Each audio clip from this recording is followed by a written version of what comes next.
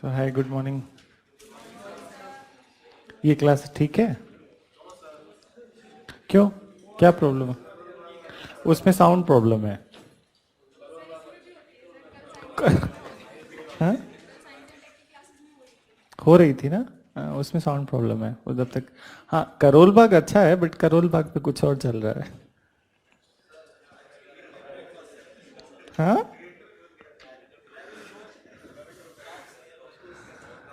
हाँ, no shops near by this, but उसके लिए 10,000 और फीस देना पड़ेगा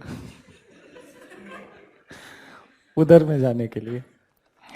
चलो, सो टुडे आज हम लोग आर्ट एंड कल्चर स्टार्ट करेंगे, ठीक है? So finally the day has arrived that we will start art and culture. शांत हो जाओ बच्चा, शांत हो जाओ. सब कुछ यहीं पढ़ लोगे तो खुद से क्या पढ़ोगे, ठीक है? जो बचेगा खुद कर लेना.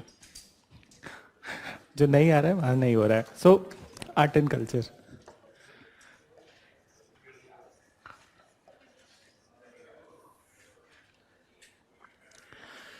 So near about that, I already told you that how many classes would be there in this one. So 10 to 11 classes would be there, and then एक बार फिर से I'll just enumerate the topics which we are going to read. So one of the most important topic is that architecture and sculpture.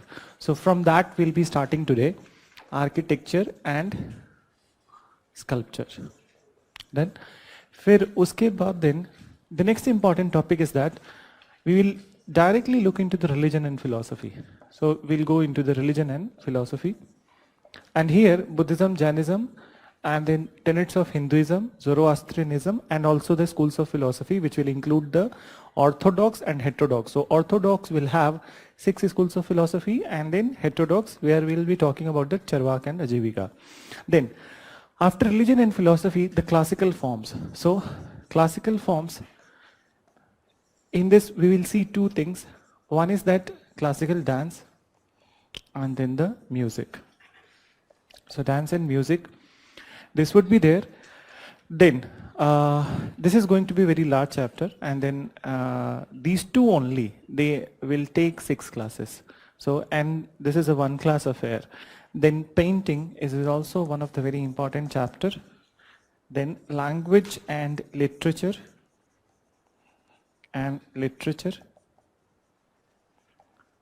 language and literature. Then after language and literature, next topic would be, we will complete theaters also. Theater also. And what else is remaining? Language and literature, painting already done. So this much would be there, Sufi and Bhakti and Sufi movement. So these all things we'll be looking at. So Bhakti and Sufi. So this much would be there, and if anything extra that is there that is related to the current affairs, so but obvious that is going to be covered in your current affairs section. Particularly that every month we incorporate the things from the art and culture in your current affairs material. And later on, when your prelims is closer, so you will be provided the access to the 365 classes where these all sections are covered, like the GI tag, these kind of things, GI tag or the important tribes and this kind of thing. So that would be covered over there. So you need to keep track of that, your current affairs material. Done? So this much chapters would be there. So today we are going to start with that architecture and sculpture. But before start, few definitions. Done? So tell me, separately tell me that what is art and then what is culture. So what is art? ऐसे ही कुछ भी general बताओ. Expression of human emotions. ठीक है? Not bad. Any other definition? Expression of that particular time. Time you need to remove. Expression of skill. But कौन सा? ये भी तो बताओ.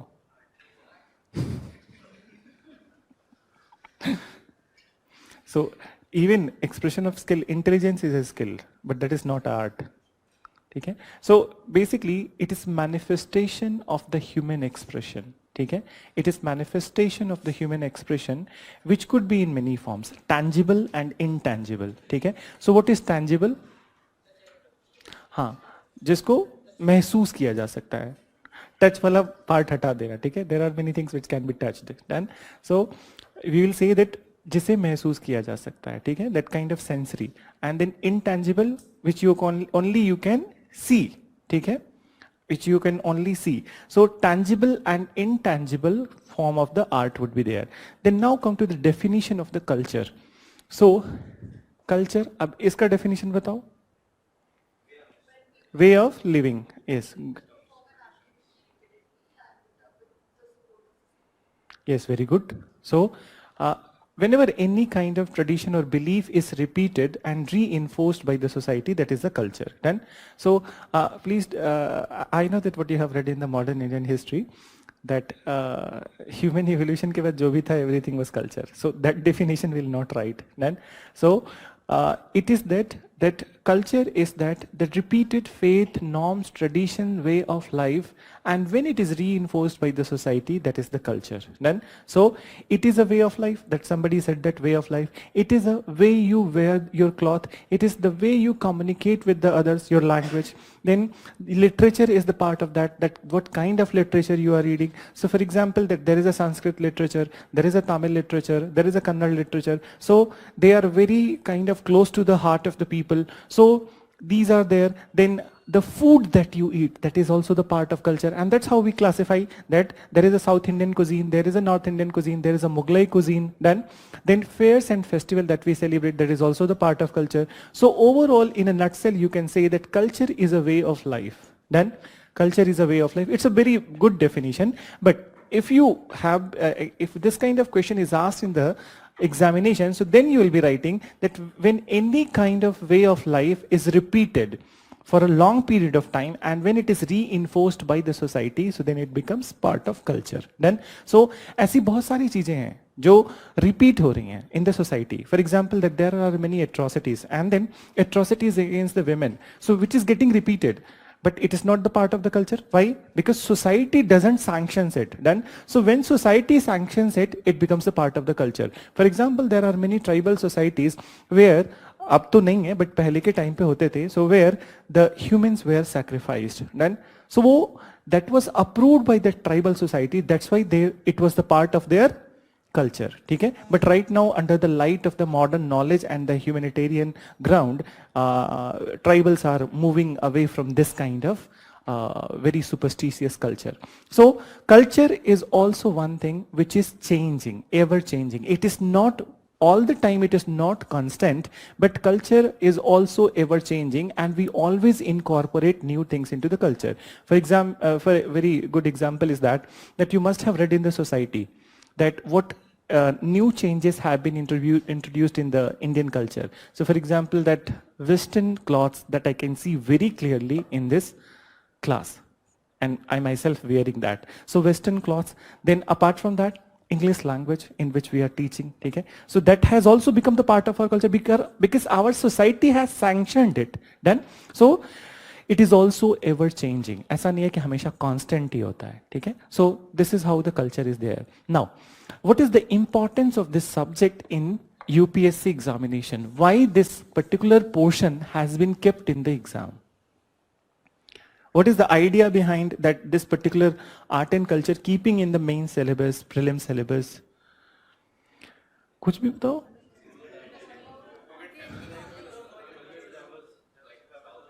To know the culture and preserve the culture. You're saying something. Heritage of the nation.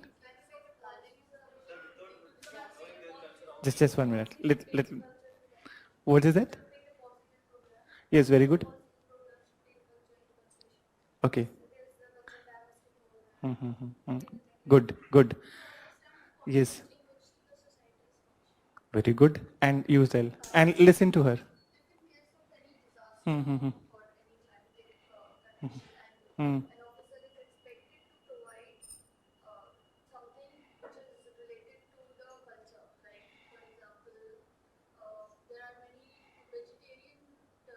So I'll give you example. Yes. Yes. So basically what you three guys, you three people said, that they said that it actually helps in deciding the policy of that particular area. That culture is very close to the people, and if their culture is not taken care when the policy is formulated, so but obvious it will backfire. Then so it has backfired. The one example that C gave, I'll explain that example with very elaborately. I'll explain that 2002 was the year, 26th of January, and there was an earthquake in the Gujarat, then Bhuj earthquake. And in that what happened, that many people died. So basically India was not that financially robust at that point of time. So basically we were waiting for the foreign aid which was coming to our way. So one of the biggest aid provider was the US, and the US was not only providing the finances, but it was also providing the food aid. And the example that she gave, that vegetarian food and non-vegetarian food. So what was there in the Gujarat, that Gujarat is a Vaishnav state. Vaishnav state, you understand? That means that they don't eat so much of non-veg food. So most of the people, they are vegetarians. And here what was there, that the food aid, which was kind of that food packets which were delivered by the US, they did had this non-vegetarian food, but the surprise of the people, non-vegetarian food have been tolerated by the people of the Gujarat, but most of the people in Gujarat, they are the Hindus, so they didn't tolerate the beef which was supplied in that. Then, so instead of kind of demanding daily life material from the government, they started to protest. Then, so why so? Because it was against their culture. That is there. So it was against their culture. Because of that, they started to protest. So whose job was important at this place? Administrators. Because US doesn't know कि India में भैया क्या culture है. What is the culture in the Gujarat? Then, and what is the composition of the Gujarat population? So our administrator, our IAS officers, our IFS officers, they needed to inform it to the US that this is the particular culture of that area. So the whatever food packets you are going to deliver, it must contain the vegetarian food. And even if you are delivering the non-vegetarian food, so not beyond mutton and chicken. Okay? So iske beyond nahi kar sakte, but that happened. So another example is that let me ask you, I'll give you the example of that. So there was a very severe earthquake in the Bihar, and you know that Bihar from the time immemorial it is known for that, not earthquake, severe flood, because of the Kosi and then the 7 tributaries of the Kosi. So heavy flood was there, and So what happened? It was 97, 98, somewhere around 97, 98. So more than 1,000 villages were drowned in that particular flood, and people were rescued, and people from 1,000 villages, they were stationed at one camp. So but obvious that not all the people know each other because they are from the different villages. So what happened, that after some point of time, that the demand which should be that kind of that when the flood is there, so there is a issue of the waterborne diseases. Then they need a mineral water. They need, in the night time, they need torch. Torch is one of the very important element. So they need the torch, they need medicine, they need this kind of things. But instead of demanding, the very bizarre demand started from that camps of these particular where people were stationed. So you'll be amazed to know that this was a very bizarre demand, and you know what is that? Yes. So that was, so generally people say that it is alcohol, tobacco. No, this was not. It was sindoor. Then, so ek chutki sindoor ki कीमत. So why it was that? Now listen. The situation which was there in the camps, actually what happened, that there were so many sexual atrocities against the women.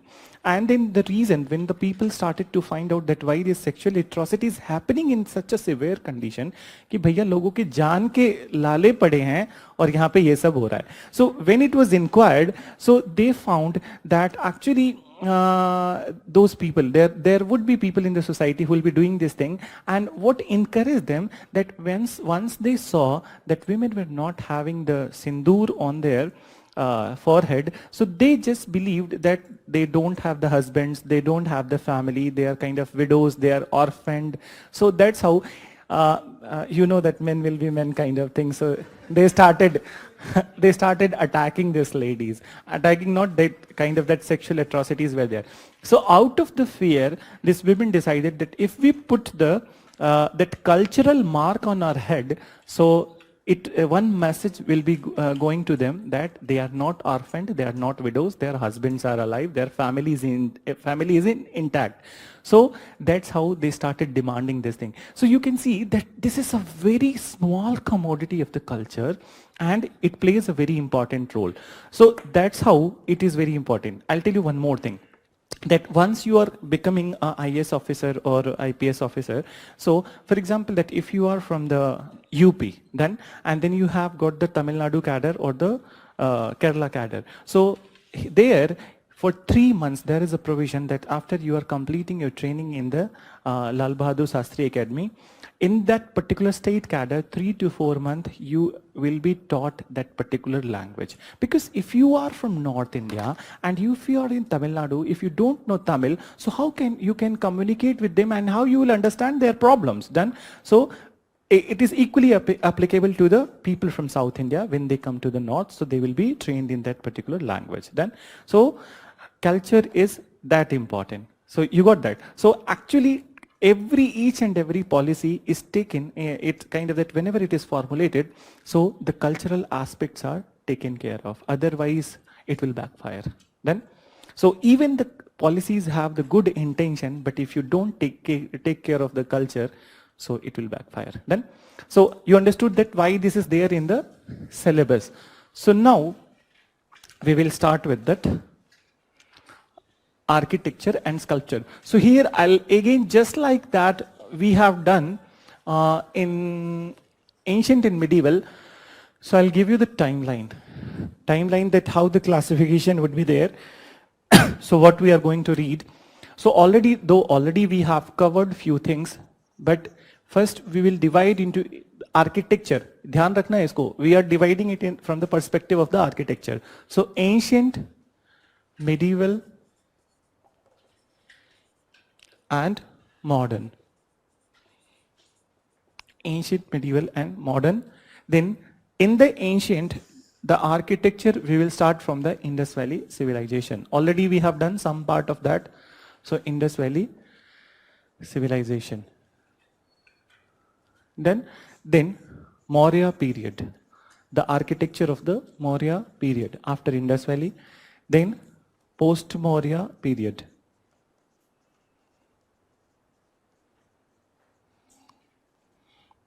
Post-Maurya period, then Gupta period. So we will see, and here we are going to discuss only architecture and the sculpture of these all periods. Gupta period, and then the last in the ancient would be the South Indian architecture. South Indian architecture. Then, so Indus Valley civilization, Maurya period, post-Maurya period, Gupta period, and South Indian architecture. Now come to the medieval period. So medieval, there is a big division. So first of all,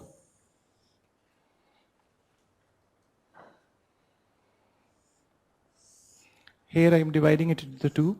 So here, this place I am writing Delhi Sultanate. Delhi Sultanate, and on one side here imperial, and then this side provincial. Imperial and provincial.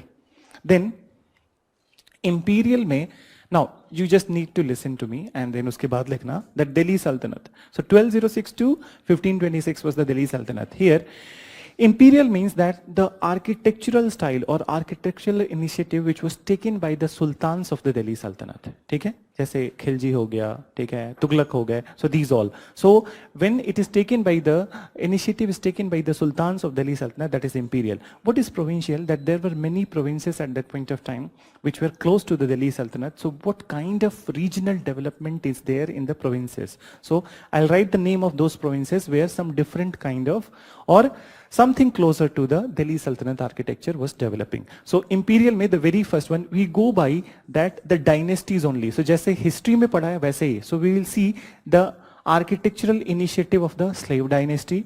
Then second was the Khilji. Third, Tughlaq. And fourth, Sayyid, and then Lodi. So here we'll see their contribution. Now, provincial में क्या क्या है? That there are the 4 provinces which we need to know, which were kind of architecturally important at this point of time. So one province was the Bengal. That second, come to Jaunpur. Third, Malwa. And fourth is the Bijapur. So we'll be reading about these all, and the period would be the 1206 to 1526. In between, this is there. Now, so next part is that Mughal. So here I'll write Mughal,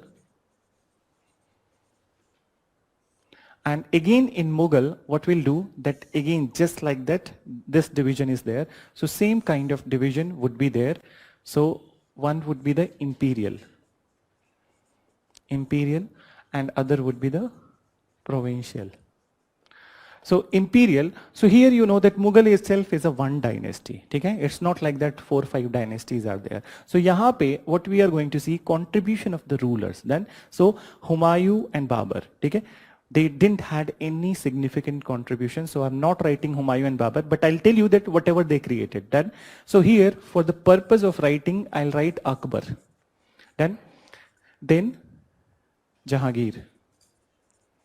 But you know, here we need to write the name of the Noor Jahan also, but it is the kind of that the way we write that the name of the males only. But most of the initiatives at this point of time were taken by Noor Jahan. So we will write in that. Then Shah Jahan.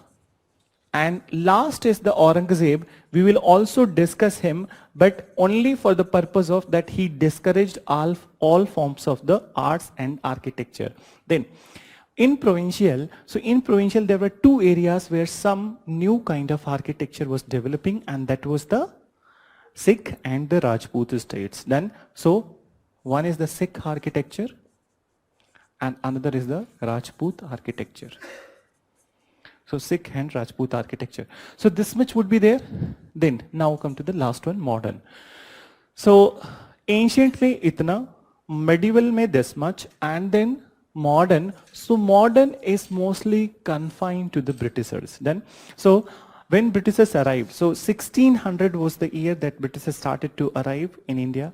That they started to arrive, they sent 1598 the East India Company, and 1600 it was approval, and then 1610 Jahangir gave the permission, 1611 Jahangir gave the permission. So basically Britishers arrived by 1600, but they started creating their structure by 1700. Then so 2 kind of architectural styles were introduced, and here modern mein what I'll write, British architecture. So you write British architecture, and there were 2 types of British architecture.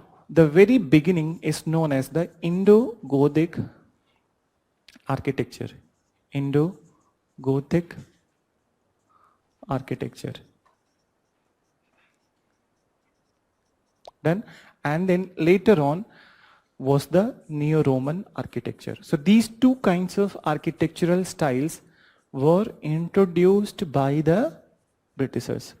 So Indo-Gothic and Neo-Roman architecture. And then the last topic would be that I'll discuss some of the architects of the modern India, which will include the Le Corbusier, Charles Correa, and then Karl Heinz, so, and also the Laurie Baker. So 4 or 5 architects, modern architects of the India, basically from the 1940s. That's what they have done for this country.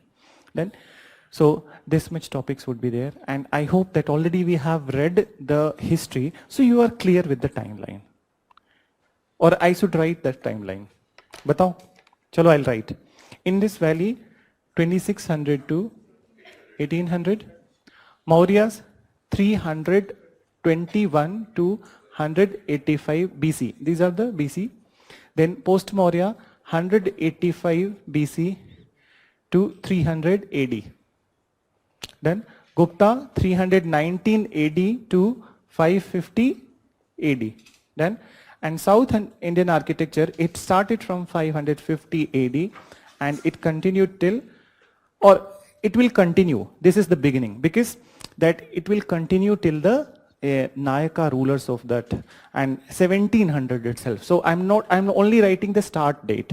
Then imperial, here already you know that overall 1206 to 1526. Then so बस यहीं पे लिख के छोड़ दो. And then Mughal 1526 to 1707. Then and then the later Mughal is there. Britishers part. So Britishers, though they arrived in 1600, but their architectural style. So here I'll basically write 1750.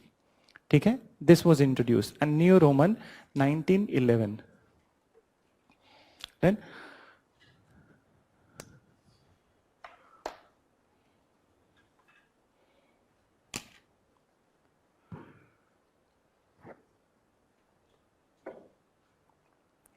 so now get back to that Indus Valley civilization. We'll start from there.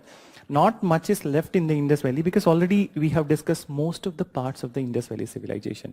So we have discussed the town planning. Again, I'll not discuss, but एक heading के लिए हम लोग यहाँ पे लिख लेंगे, ठीक है?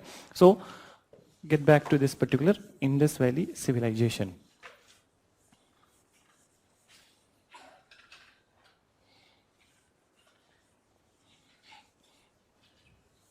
So did I elaborated the seals on that day, very first day? Notes है तुम लोग के पास? एक बार मुझे बस देखना है कि what I have done in that first class. इधर से. Let me see.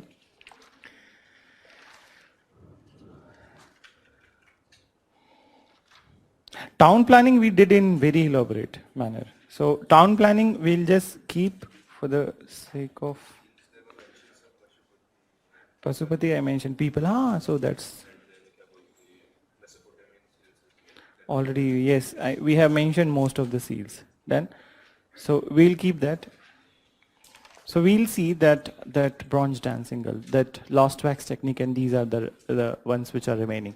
So as I said to you in that class also, that if you are asked, suppose that if you are asked that write the two most important artifact and feature of the Indus Valley civilization, so you'll be writing on the town planning and the seals. Then, so seals and town planning are the most important, and then other things are there. Then, so pottery I did not discuss on that day. So we will start with that seal only. Okay? So one of the very important feature is that seal only. So already you have written few things, but you write again that what was the definition that we wrote? It's a geometrical shaped object. Then, so again you write that seal was a geometrical shaped object,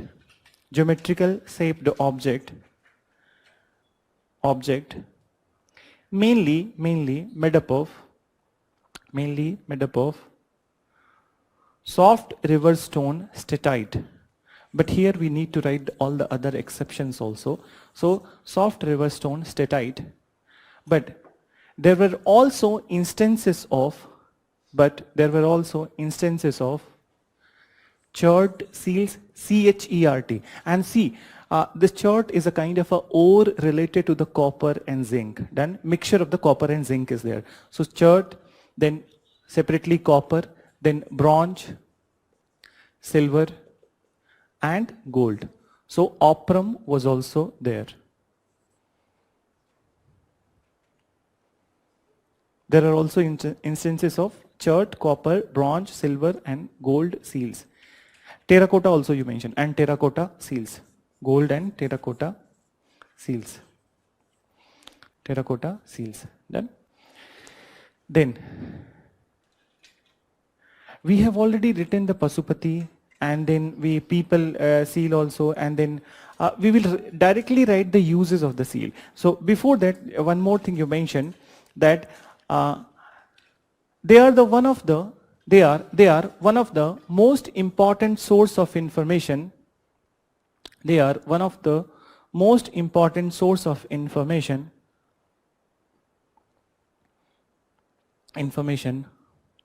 about Indus Valley. About Indus Valley. Then you also write the numbers, that how many seals we have got. So near about 4,000 seals we have excavated. Then so you write that near about 4,000 seals have been excavated or found, have been excavated or found. Found from excavations will be better. So or found, दोनों लिख लेना. Excavated or found. Then you write that purpose of the seal. So examples already we have written, Pasupati and those all kind of things. So you write purpose of the seal. So already we have discussed that also in the classes. So एक purpose तुम लोग बताओ, that क्या था? हाँ, trade. It facilitated in the trade. Then second one. Cultural pictographic description was there, which kind of that indicates to us that what is kind of the what kind of symbolism was there in the Indus Valley civilization. Then so first you write that it facilitated in trade and commerce. It facilitated in trade and commerce. It facilitated in trade and commerce. Then second you write that seals were pictographic in nature.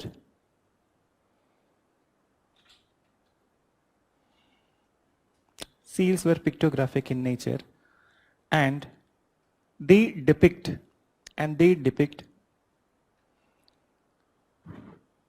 the symbolism of Indus Valley culture. Symbolism of Indus Valley culture. Symbolism of Indus Valley culture. Symbolism of Indus Valley culture. Then उसके बाद then the next factor was that we wrote that कि it was also used as an education tool. I think that I elaborated that how it was नहीं elaborate किया था. तो इसको एक example के through see on the seals that there were so many. Yes, very good. So mathematical symbols were there. Mathematical symbols were there. For example, pi, phi, and psi. So this kind of symbols were there. So we cannot say it conformly, but assumption can be made that maybe it was a education tool. Then, so you write that some of the symbols on the seal, some of the symbols on seals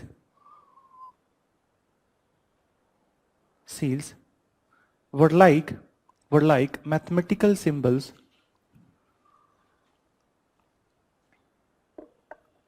Mathematical symbols, pi, phi, and psi. You can create this diagram.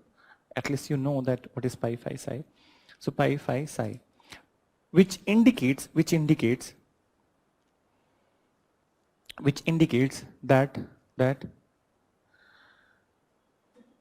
that it was also used as an education tool.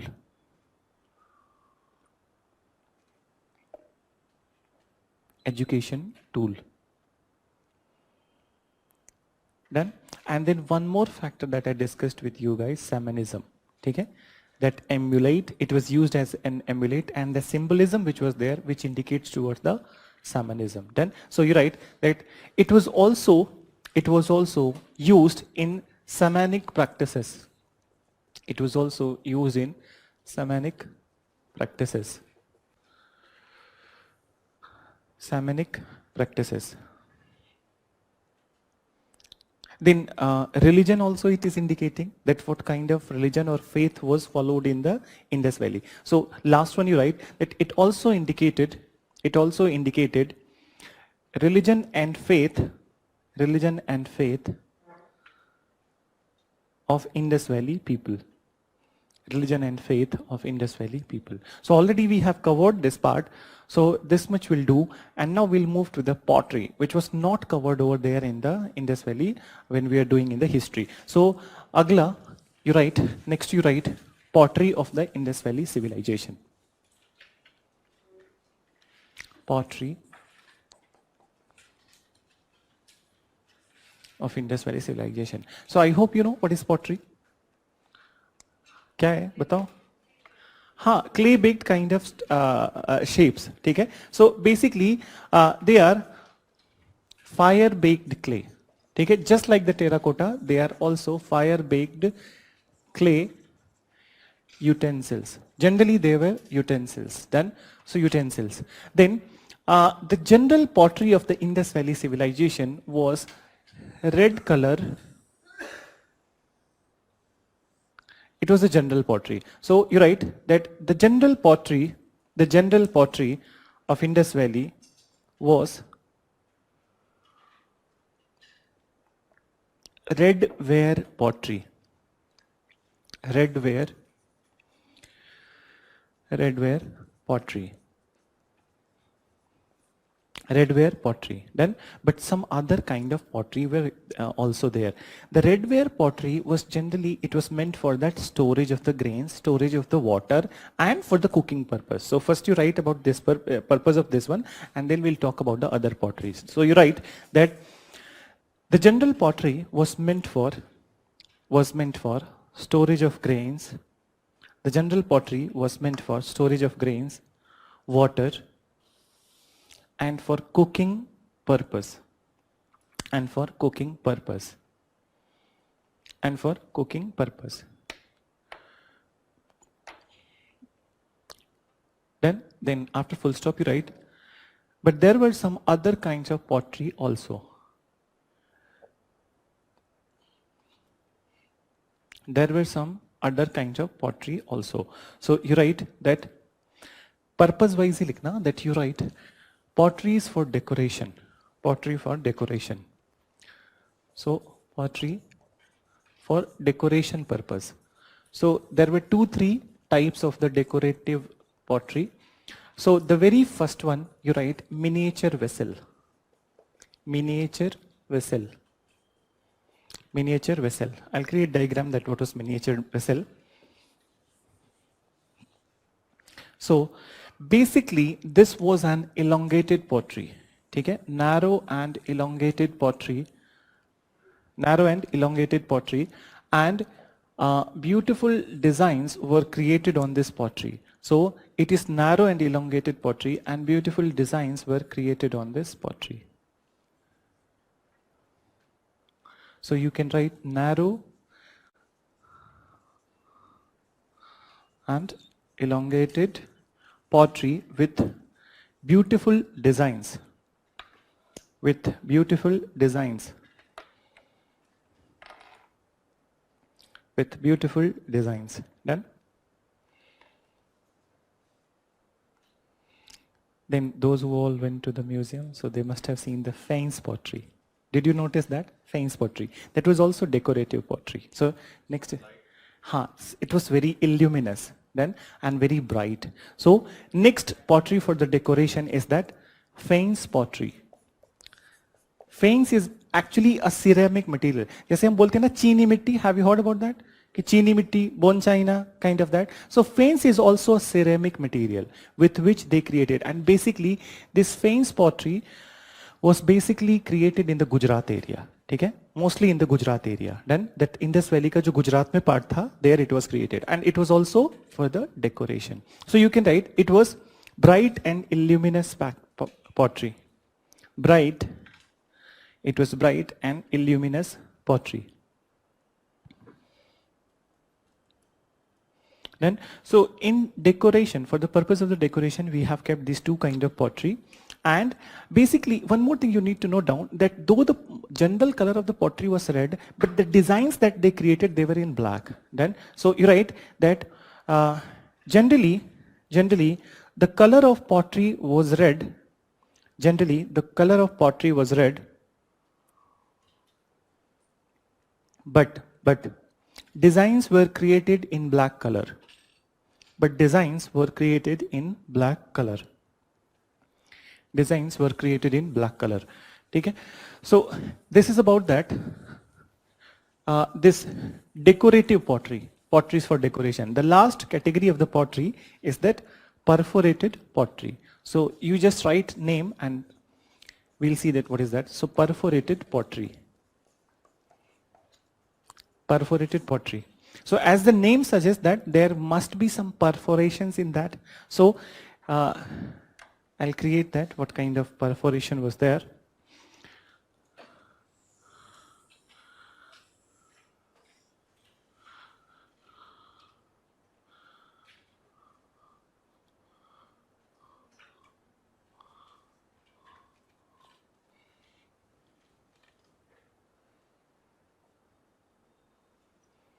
So means that perforations are there. These are the perforations. Okay? So these are the perforations. See, here in the diagram we have created some big kind of perforations, but actually it is a needle shaped perforation, okay? Not a very big that you can't see from the naked eyes. Then, so basically microscope se dekhoge to you will see the perforation. Then, but when you pour water into that, it will start oozing out. So then you can see it from the naked eye that there is a perforation. Then, so can you tell me that why this kind of poetry was created? Grain storage. No, cooling of water that we use in the North India, सुराही, ठीक है? सुराही से पानी बाहर नहीं आता है, ठीक है?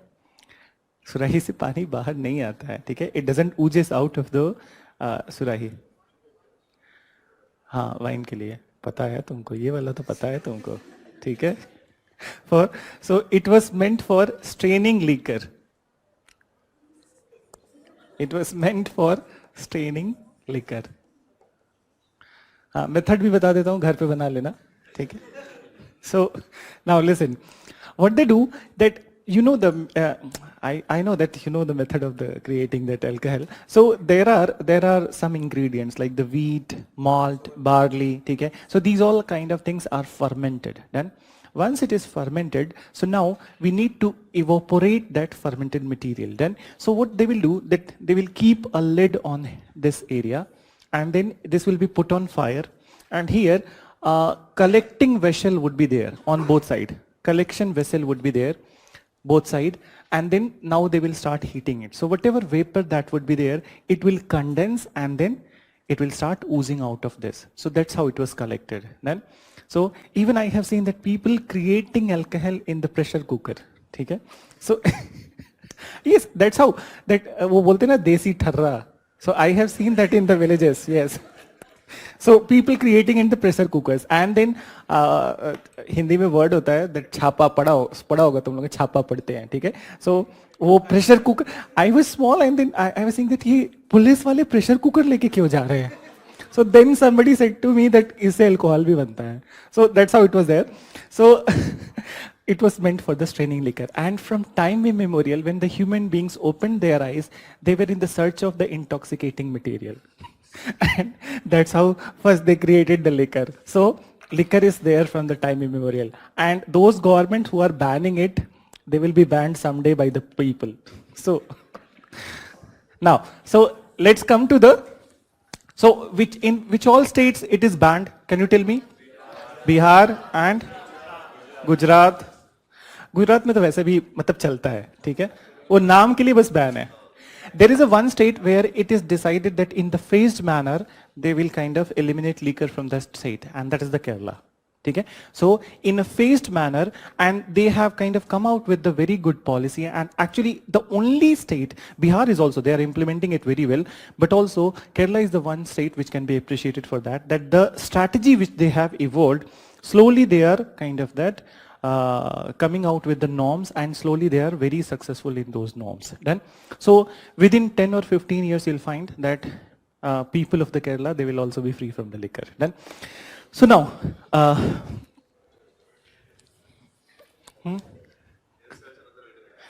they will search another alternative. But even if UP, Bihar, if it is banned now, so Nepal is there. People go there. So now come to that. So it is the pottery. Then after the pottery, next one, so we will directly go to that. Terracotta sculpture we did, but we need to write a few more things about the terracotta sculpture. So terracotta sculptures, you write terracotta sculpture.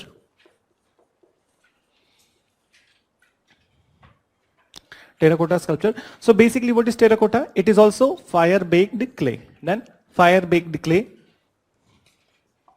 Fire baked clay. And then the kind of artifacts that we have found from that terracotta, so basically it includes the toys, wheels, cards, these kind of things, and also the image of the idol of the mother goddess. Done. So you write example is toys, cards, wheels, and most important, sculpture of mother goddess. Sculpture of mother goddess. Sculpture of mother goddess. So we have already discussed that what was there in the mother goddess, and I also discussed that she was considered as the goddess of fertility. Then so only this much you write. Now we'll move to the stone sculpture. Terracotta sculpture, then after stone sculpture. Stone sculpture. So basically here we need to know that which stone was used for creating the sculptures. Done. And here also the same stone which was used for creating the seal is used over here. So what was the name? Statite. Done. So you write statite was used for creating stone sculpture. Done. Then example you need to write. There is nothing that you need to know, only the example. So very good example of the stone sculpture is the bearded priest. Then so bearded priest. Bearded priest. Bearded priest. And this is the one such example which we debated in the patriarchal society hai ya matriarchal. So we wrote on that day that some people said that it is a patriarchal society because the priest position was given to the male. Then and the other section said that no, it's a matriarchal society because that most abundant sculpture is the mother goddess. Then so that was the debate. So this is about the stone sculpture. Now elaborately we need to know the bronze sculpture and the method of creation of the bronze sculpture.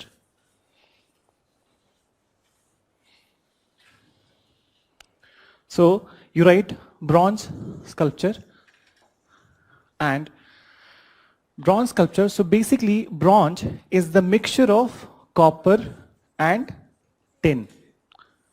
So copper and tin. Done. Now, so we also mentioned that tin was obtained from Afghanistan, okay? And copper was available in India. Now, so bronze sculpture, how it was created and why there was a need of creating bronze sculpture. So first you listen that copper is a very malleable material and whatever that is created from the copper, so it's not going to stay for a very long because there is a corrosive nature of the copper also. Then, so basically when tin was mixed in the copper, so it becomes a kind of that hard material and the corrosiveness of the copper declines. Then, so this bronze sculpture was created. The method of creating this bronze sculpture was known as lost wax technique. Okay? Lost wax technique and also known as Saire Pardur. This was the method. I think कर लिया था हम लोगों ने classes में. नहीं किया था. ठीक है? So now listen that how it was created. So in this lost wax technique, first an image of a wax was created. Okay? Some image of wax is created. Then this is wax. Then after that, this image is covered with clay. This image is covered with clay. So this one is the clay layer. Then in another pot, they are melting bronze. Okay? So bronze they are melting in a pot. Then now what they will do that they will create a particular pore or hole from this side. They will drain out the wax. Okay? So obvious when you are heating it on fire, so this clay will get hardened. Okay? When you are heating it on fire, so here I am writing fire downstairs. So when you are heating it on fire, so clay will get hardened. Done. And this wax will melt. So now they will create a hole and then they will replace this wax, okay? They will remove this wax, and now this melt bronze is transferred into that. Done. So now the bronze is there.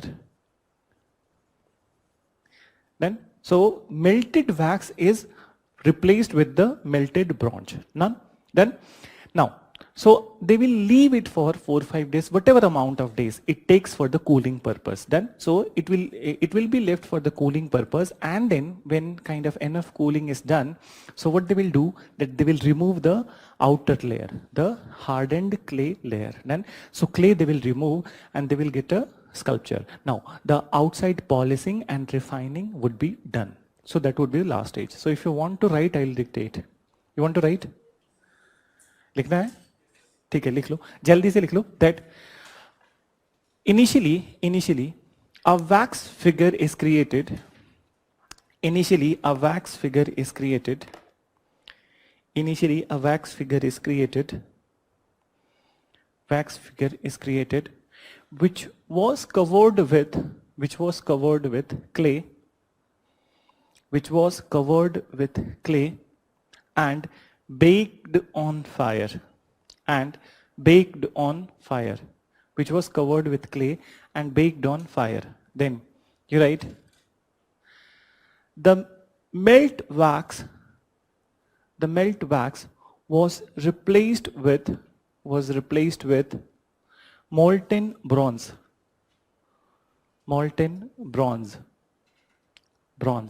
replaced with molten bronze. Full stop. That after cooling the sculpture,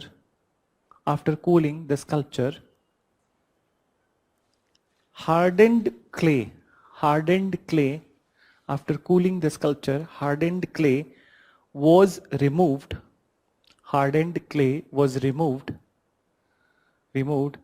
and finally sculpture was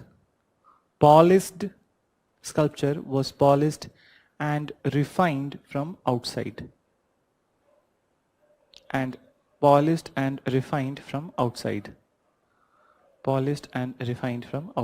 Then so I hope you know that how polishing is done. Take it by kind of that rubbing it. Take it that kind of that. Another, there are some kind of that, nowadays we have the sandstone papers, okay? So we polish it from the sandstone paper. So they must have that kind of something, okay? Through which they were polishing it, okay? And refining means that, for example, that nose is not in a proper shape. So they have some kind of that instrument tools with which they are giving the shape to the nose. So this is kind of that, this is the method. And what I told you on that day, that this method is very relevant because even today in the tribal areas, the same method is used for creating the sculpture. And can you tell me the name of the GI sculpture which I mentioned? No. Bastar could be there, but there is a GI tag. GI tag I am asking. Dhokra. Did I mention on that day? नहीं किया था. यही होता है, किसी class में mention करो, लगता है कि इस क्लास में मेंशन किया है. ठीक है. So you write that this method is so important. This method is so important. This method is so important that even today,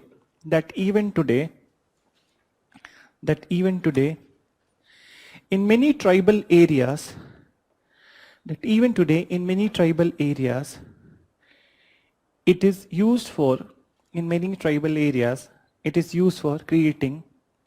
used for creating bronze sculpture. Then further you write, after full stop you write, the very famous Dhokra art,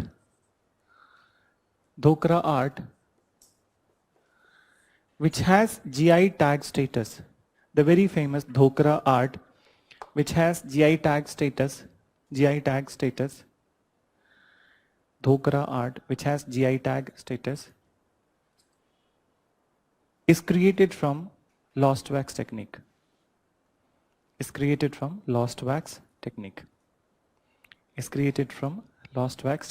So basically, Now stop, listen, that basically this kind of that method which was there, so it actually also indicates that the know-how and the intelligence of the people of that particular era, that they were intelligent people, and that's how they were able to create such a fine structure, and which is very much reflected in their town planning, and also the sculpture. So what's your idea of that? That a very good example of the bronze sculpture is the dancing girl. So example is the dancing girl. Now, what's your, those who went to the museum, don't tell me, what's your idea that कितना बड़ा image होगा ये? How large this image is? कितना बड़ा? इतना बड़ा? सही. Anyone from this side? हाँ, this much only. This much only. हाँ, 5 inch only. बहुत छोटा है, ठीक है? So, but बोलोगे कि height बहुत है, इतना small image है, but it is based in a context which is 2600 years there and 2000 years here. So 4600 years back it was there. Achha, recently there was a news that in Iraq, no, Iraq not, Israel, when 4600 year image of the Lord Ram has been found. Yeah, actually, but you know, एक दो दिन पहले आया था, and Subramaniam Swami has claimed that give it to us. So this news came. I just wanted to know that you have read or not. So एक बार पढ़ना इसको. That what was there. So now you got that how it was there. So Dhokra art, that it was also created in. It is also created in the same style. Then, so now come to that. After this is sculpture section. The last one, ornaments. Did we discuss the ornaments? So ornaments we'll discuss, and then after town planning heading would be there. We'll move to the Mauryas. Then, so you write that ornaments and jewelry. Ornaments and jewelry. Cosmetics would also be there. Ornament and jewelry. You can also write cosmetics. Cosmetics.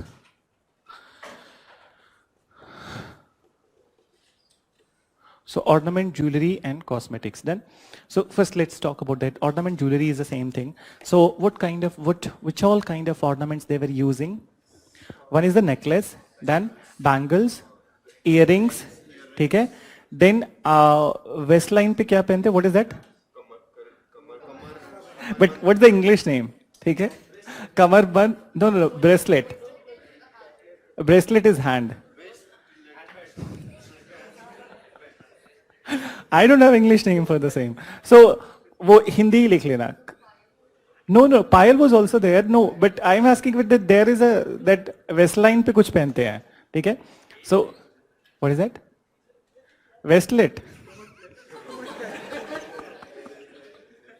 चलो देखो, right? That Indus Valley people used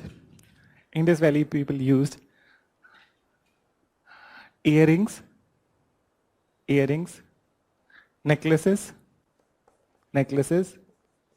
earrings, necklaces, then anklets and finger rings. Anklets and finger rings.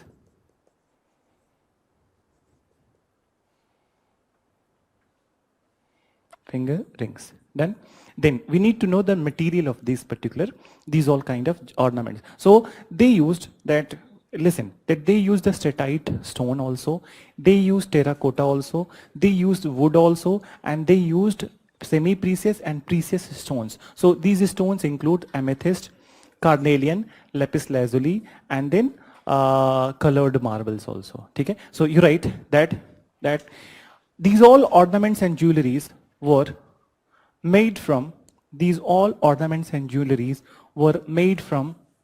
and you can also write the bone was also there. So made from, so first you write terracotta, statite, wood, bone, and semi-precious stones like, so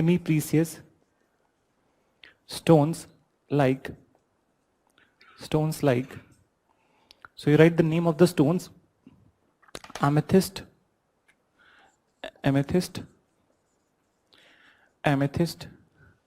carnelian, lapis lazuli,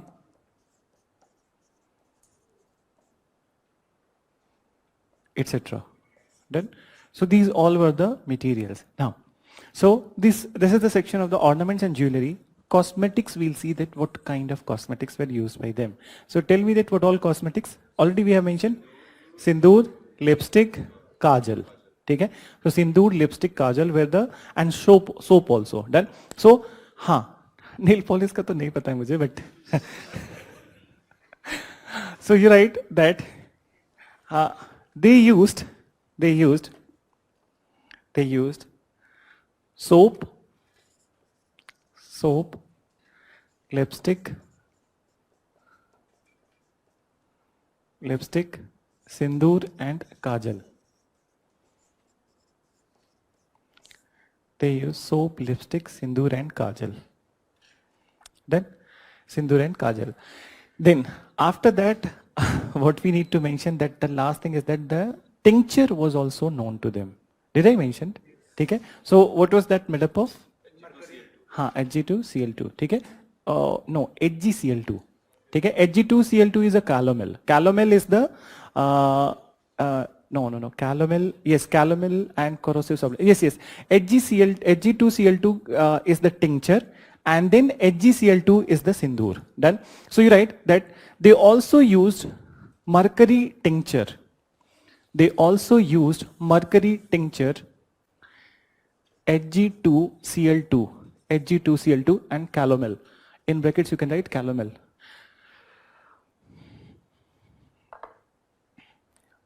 Tincture, calomel. Mercury tincture. No. I am very confirmed. Okay? There were some formulas when I was there in the class 12. So तब से मुझे याद है 22 camel. ठीक है? That's how I remember this one. ठीक है? And this is corrosive sublimate HgCl2. ठीक है? So this is corrosive sublimate. And this one.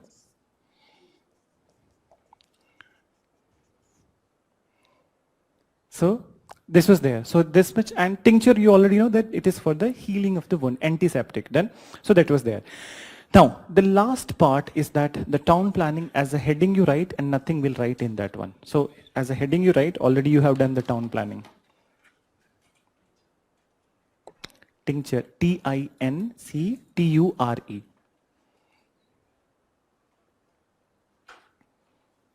अच्छा, what was the purpose of the kajal? Can you tell me? बाकी सब तो समझ में आ रहा है, लेकिन काजल का क्या पर्पस था? आई साइट बढ़ता है उसे? For what? For you are saying sir? हाँ, मतलब what you obvious reason he told me, लड़कों को बोलना चाहिए था. What is the obvious reason? Facial features, नजर न लगे. बाप रे, इतनी सारी. See, the eyes look big, ठीक है, and it increases the kind of that aesthetic of the face. Then, but it was not used for that only. It was also used for that one very unique purpose, and which is still there. It was used for that cooling effect in the eyes. Then, so for the cooling purpose, you know that those who are from the medical background, so they must be knowing, and even class 12 tak to pada hi hoga na, that eyes are the one area. There are the areas in your body parts where the body temperature is compared to other parts, it's more. Then eyes are the one section, and inner mouth lining. Then, and there is a reason behind that, that more number of the mitochondria would be there, the powerhouse of the cell. When you do kind of the culture of that, we do that, you take a stab of that and then you do the culture, so you'll see that more number of mitochondria are there. So basically heat is over here more, and there is a internal mechanism in the body that inner mouth lining mein you produce saliva to kind of control that more temperature, and then eyes mein lacrimal glands are there, so they produce tear, but all the time you do not kind of cry. So there must be some outside mechanism, and people must have found that काजल लगाने से आंख ठंडा होता है, ठीक है, तो आंखों की जलन कम होती है, सीने की जलन नहीं, ठीक है. So हाँ, सुरमा भी यूज होता है, वो बाद में कभी आएगा.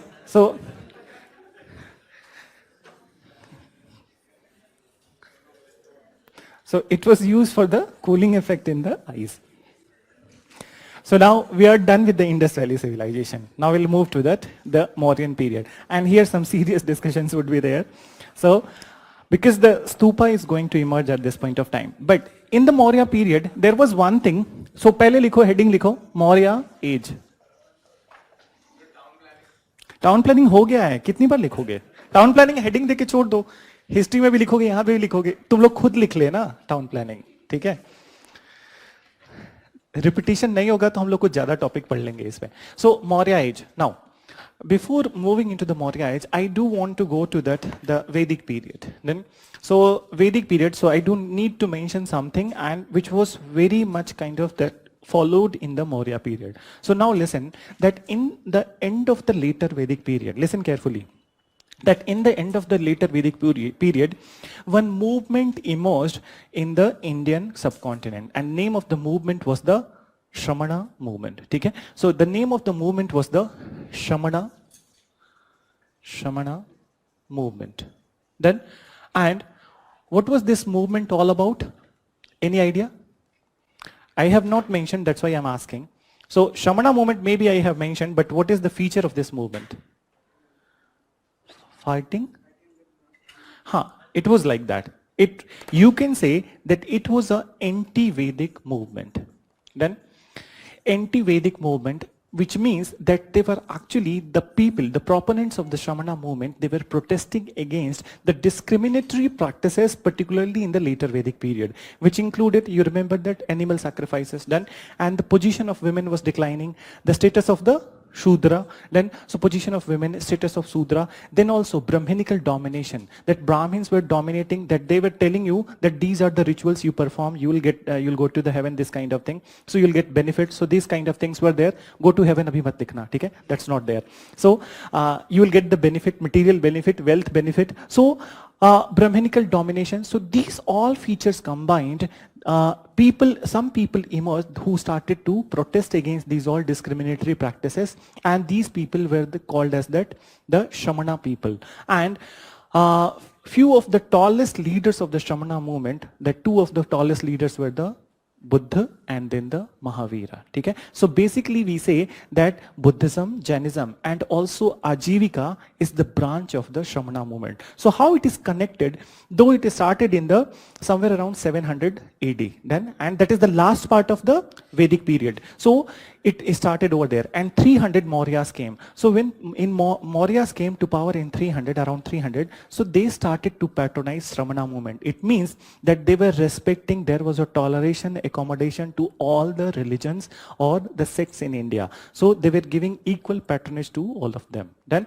and that was the time when Asoka accepted the Buddhism. Then, so you write that in the rear part of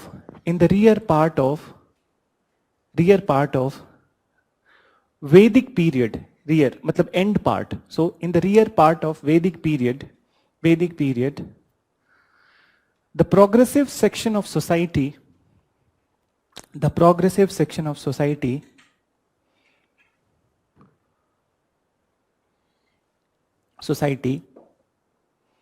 started Shramana movement. And here you need to ask, तुम लोगों ने रोका नहीं, you need to ask that specific meaning of the Shramana. ठीक है? So what's the specific meaning? I'll tell you. That specific meaning of the Shramana, that one who strives for his own enlightenment.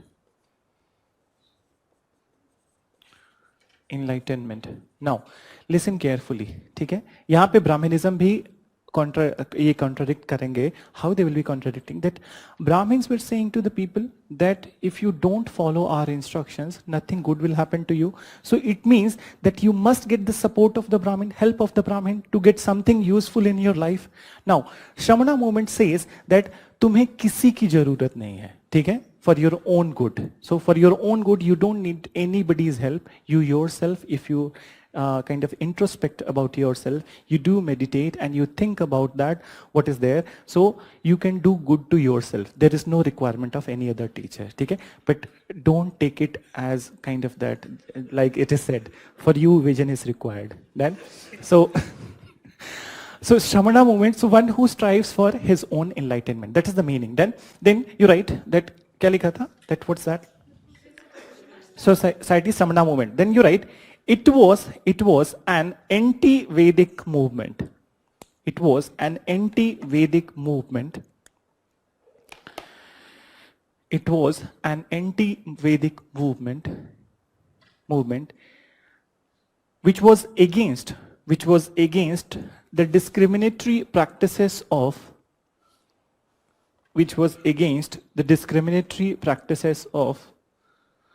Vedic period. Like, so you write that subordination of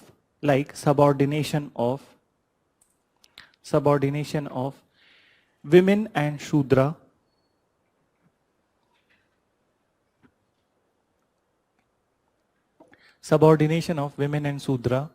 then Brahminical domination,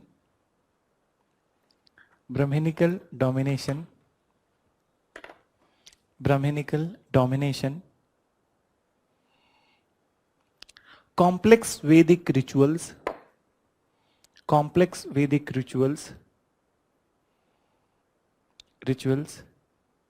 animal sacrifice, etc. Complex Vedic rituals, animal sacrifice, etc. Then, so they were opposing these all kind of things. Then you write that later, Buddha and Mahavira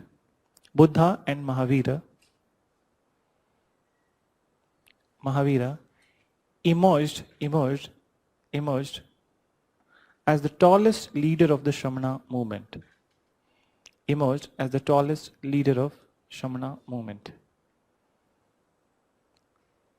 Then you write, after full stop, again you write, Shramana also gave rise to Ajivika.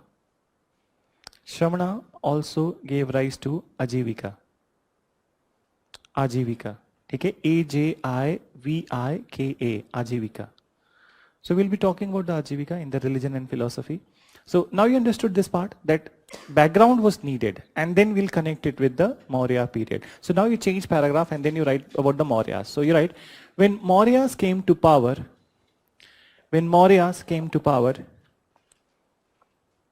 they started to patronize Shramana tradition.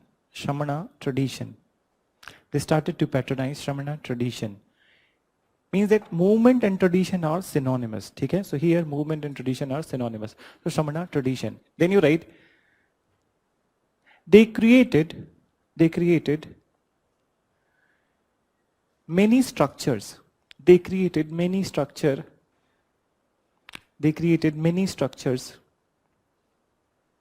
For the branches of Shramana.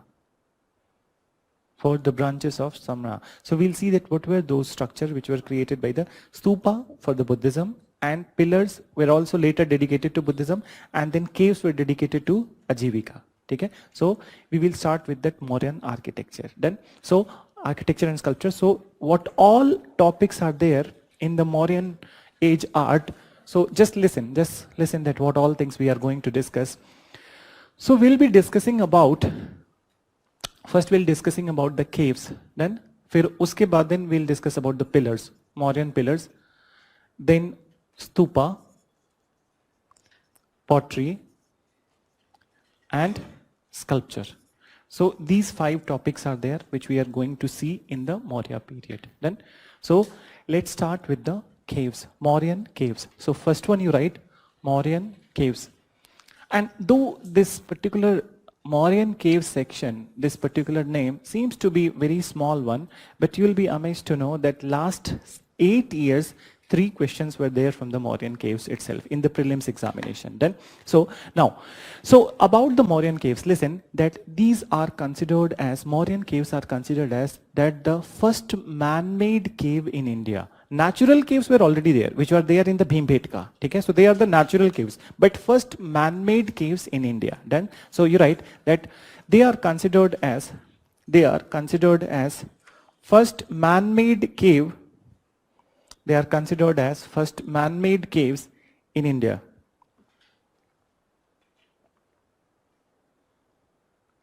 Man-made caves in India. Done? Then I'll create the diagram and then we'll write. So just listen, just see the diagram that what is there. So from inside it was highly polished, but from outside this kind of entrance gates were created. And beautiful designs were created on these gates. These are the entrance gates of that Mauryan caves.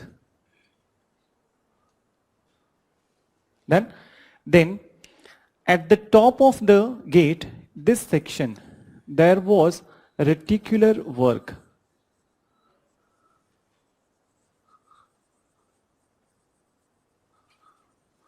Reticular work. So this shape, this is known as semicircular facade. Done? So this particular shape is known as semicircular facade, and this is reticular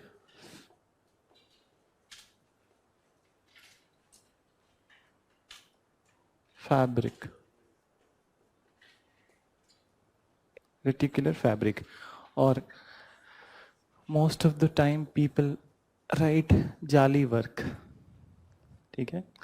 It's not the counterfeiting of notes. So this is the perforated windows. You must have seen that in all the times plaster of Paris windows were created. So that kind of perforated jalis were there. Done. So this is the, and hey, this is particularly the entrance of the, this is entrance of the cave. Entrance of cave. So these kind of designs were created, and from inside it was very highly polished. Done. So from inside the cave was highly polished. So first you write this one, first you create this one, I'll dictate that what is there inside. Reticular means jali. The mean, they are perforated, yes. But we use the term reticular just like that endoplasmic reticulum. You can see through. You can see through.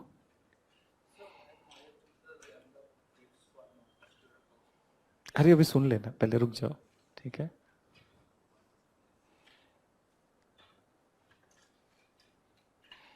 Then, now you write that the Mauryan caves were highly polished from inside.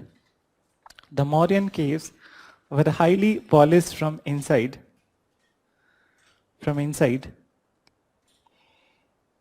Mauryan caves were highly polished from inside, and a very beautiful semicircular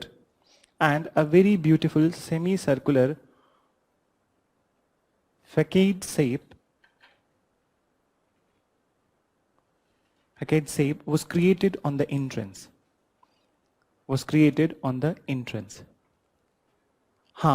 Semicircular facade shape was created on the entrance. FACAD. Okay? There is another pronunciation also, but I'm not using facade. Facade, I know that, but so basically in the airports you must be seeing that facade, that they use this word, airports, that there is a kind of facade. Done.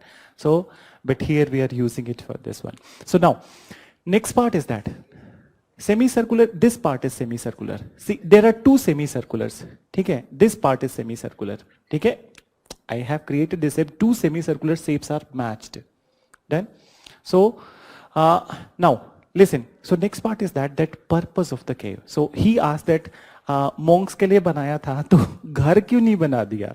Why they did not created the buildings? Why they created caves? Because monks were always on the move. Okay? And then there was not such great knowledge of that creating the ghar is types. Okay? So monks were always on the move and they needed shelters on their way only. So that's why these all were created. So now you write that these caves were created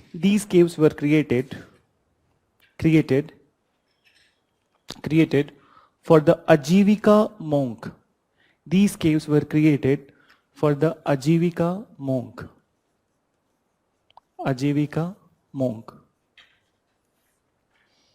Ajivika monk. Then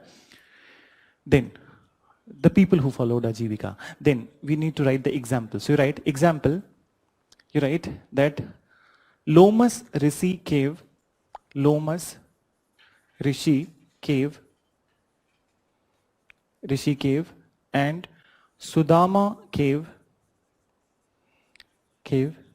both are close to Gaya. Both of them are close to Gaya. There are two hills, one is the Barabar and one is Nagarjuni, within 1.5 kilometers. So in these two hill range only, these caves are there. So Lomas Rishi and Sudama cave. Then next you write Dhauli cave. Dhauli cave. And these are close to Gaya in Bihar and Dhauli cave is in the Odisha. Okay? One more information you write that in front of the Dhauli cave, in front of the Dhauli cave, a large elephant structure was created. A large elephant structure was created. Large elephant structure was created by Mauryas.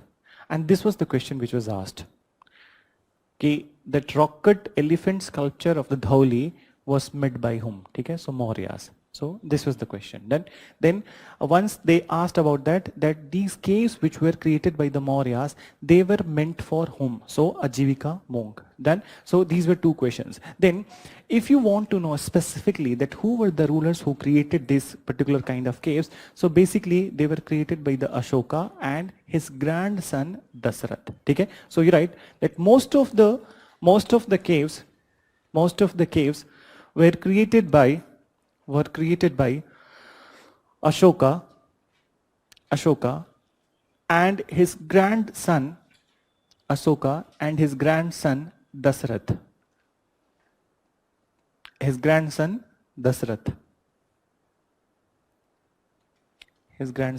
Dasarath. Okay? So this is about this particular the cave of the Mauryas. Now Mauryan pillars.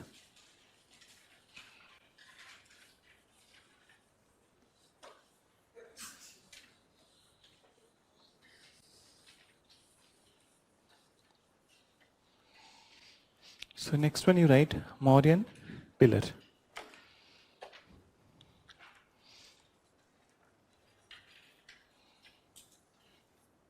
And first you create one diagram that how it used to look like. So basically that it was a monolithic pillar.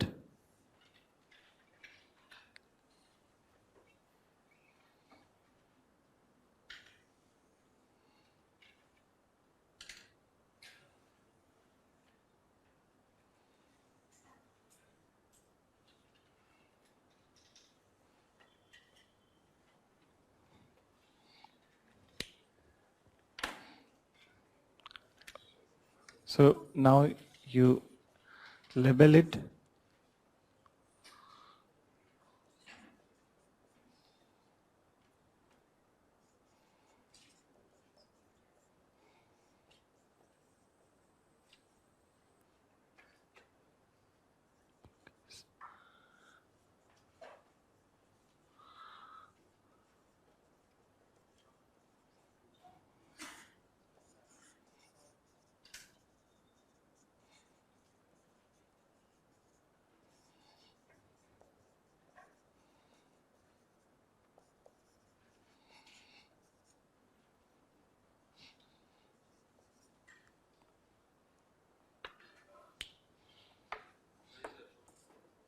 Which one? Mauryan pillar means that they are kind of that's umbrella term, Mauryan pillar, but that means it is a Asok Stambha. Mauryan pillar or Asokan pillar. Most of the pillars were created by Asoka. So, but obvious that's their dynasty was Maurya. So that's why we write Mauryan pillar.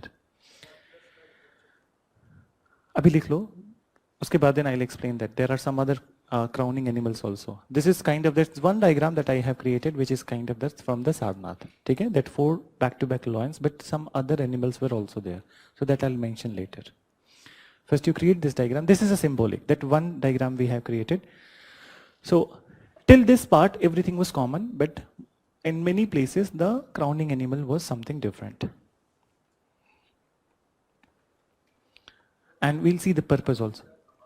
Abacus. A-B-A-C-U-S. Abacus.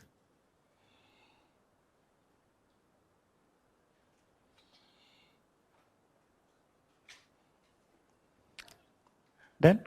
So now listen that Mauryan pillars, they were one of the finest pillars of that time, around 300 and then in between the 300 to 232.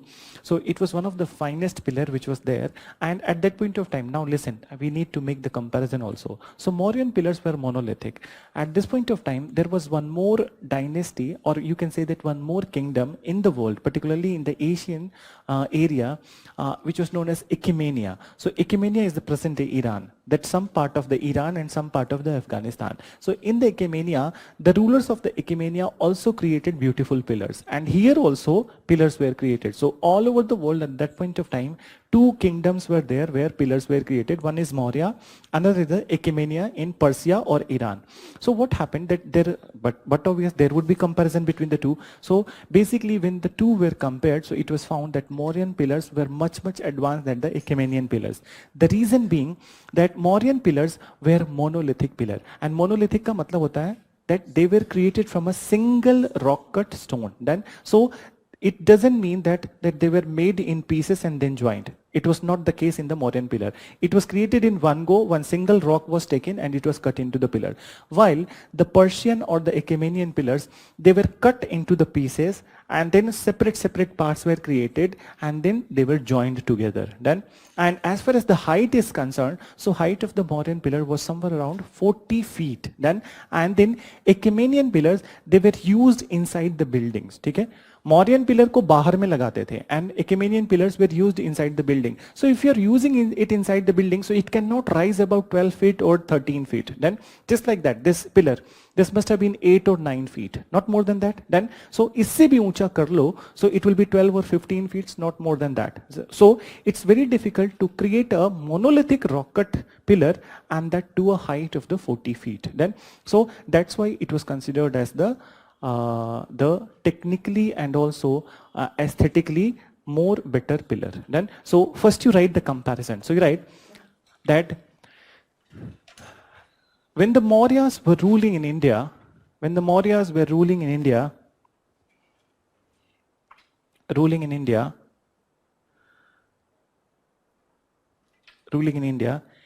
Achaemenians were ruling in Persia. Achaemenians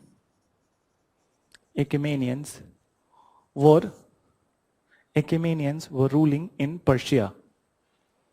Achaemenians were ruling in Persia. Then further write, both the dynasties were known for making pillars.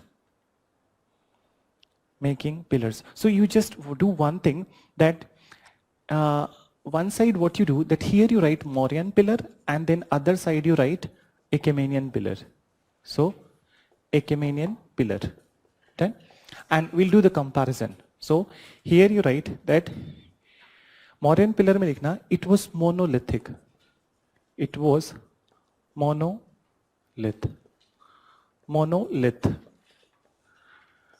Made from single stone.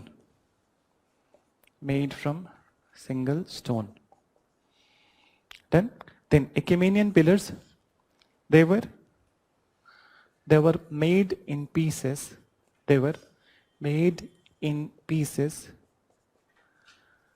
And later joined together.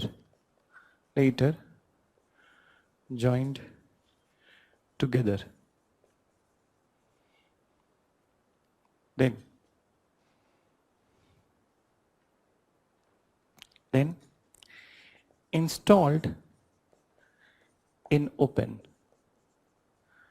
Mauryan pillars were installed in open and Achaemenian pillars were installed inside buildings.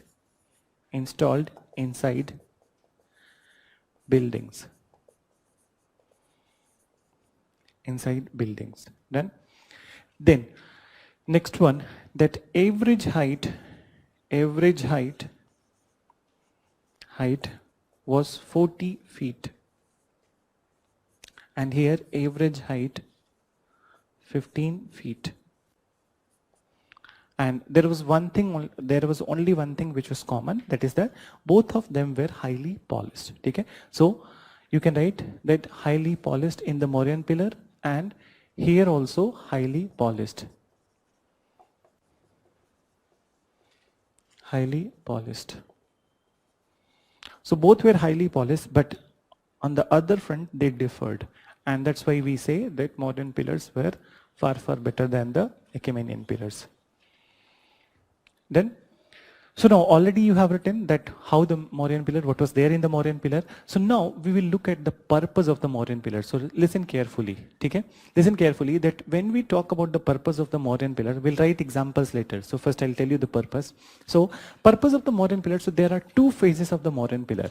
One was before the Kalinga war and one was after the Kalinga war, okay? So the purpose changed after the Kalinga war. So you write that purpose of Mauryan pillar, purpose of Mauryan pillar before Kalinga war. Before Kalinga war.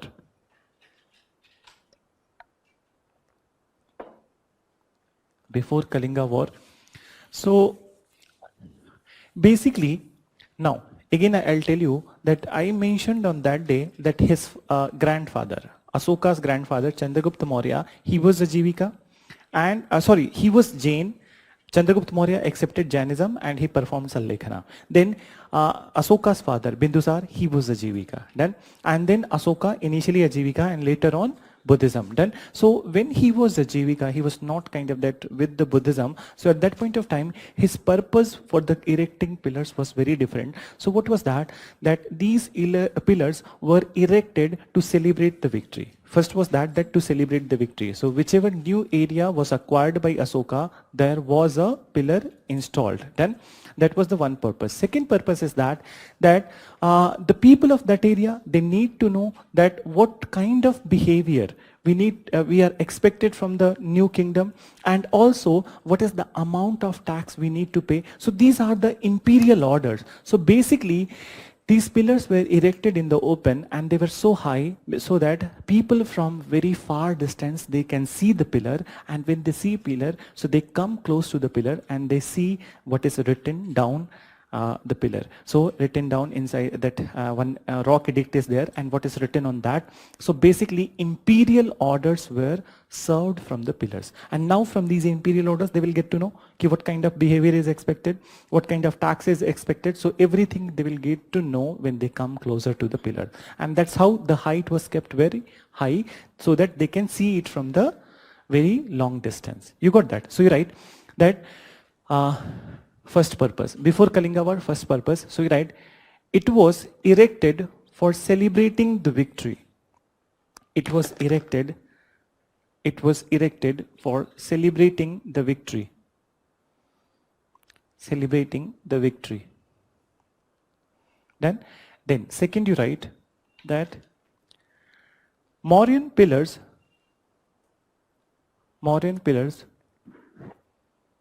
were used for serving imperial ceremonies,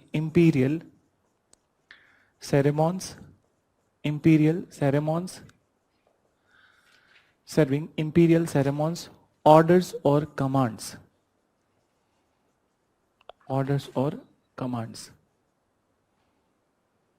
Then, so imperial ceremonies means that Rajasic Ades and orders and commands you already know.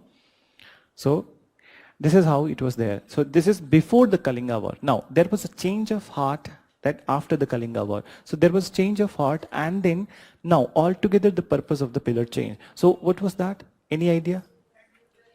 Spreading of Buddhism. Yes. So spreading Buddhism was the one, and we will better write that spreading the doctrine of Dhamma. Then, so spreading doctrine of Dhamma, and then one is that celebrating the important life events of the Buddha. Okay? That Buddha, the place where Buddha was born, where he died, then so this kind of thing. Okay? So important places associated with the Buddha, there this kind of pillars were erected. Then so first you write that after Kalinga war, and then you write first one. So it was meant for spreading the message of Dhamma. Spreading the message of Dhamma. Spreading the message of Dhamma. And in brackets you can write doctrine of Buddhism. Doctrine of Buddhism. Message of Dhamma and doctrine of Buddhism. That then after that you write, second you write, to celebrate important life events of Buddha. Second one, to celebrate important life events of Buddha. To celebrate important life events of Buddha. Okay? So this is all about that the purpose of the Mauryan pillars. One is before and one is after. Now we'll write the examples where some different kind of crowning animals are there. So always when the question comes into the paper, so they can ask you about that, the purpose also, but at the same point of time, they are very focused on that in one particular pillar, what is that crowning animal. Then, so you write that example. So example, first of all, you write Sarnath pillar. Sarnath pillar. And Sarnath is close to the Varanasi. Then, in this pillar, what we need to write, crowning animal. Crowning animal. And crowning animal is 4 back-to-back lands. Then, that's there, this you know. And also, it is also the state emblem of India, Government of India. So, Sarnath pillar, particularly the abacus part. Abacus and then the crowning animal. These two parts are the emblem of the state emblem of India. So here I am writing that abacus plus crowning animal of Sarnath is state emblem of India. State emblem of India. और इसके नीचे क्या लिखा होता है state emblem के नीचे Satyameva Jayate and it is taken from which place Mundaka Upanishad this was also one question so you write that and then the emblem tag is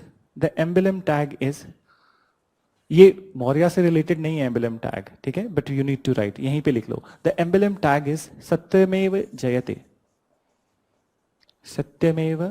जयते taken from Mundak Upanishad, taken from Mundak Upanishad. So emblem they have taken from the Mauryas and then Upanishad is the part of the later Vedic period. Truth always wins. Okay? This is a Sanskrit. Satyameva Jayate.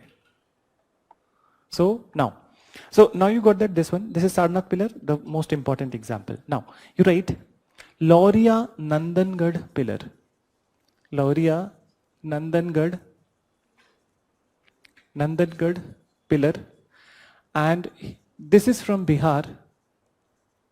Lauriya Nandangad pillar, and here also the crowning animal is lion. One single lion is there. Then next you write Rampurva pillar. Rampurva pillar. This is also from Bihar and at this place crowning animal is a bull. Then one last example I'll write, that is Sankisa pillar.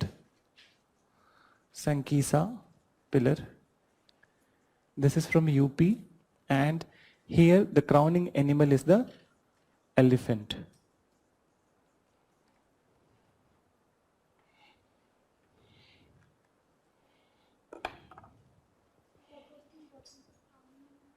Crowning animal, there was some philosophy here that elephant was the sign of the peace then and bull is the courage, power.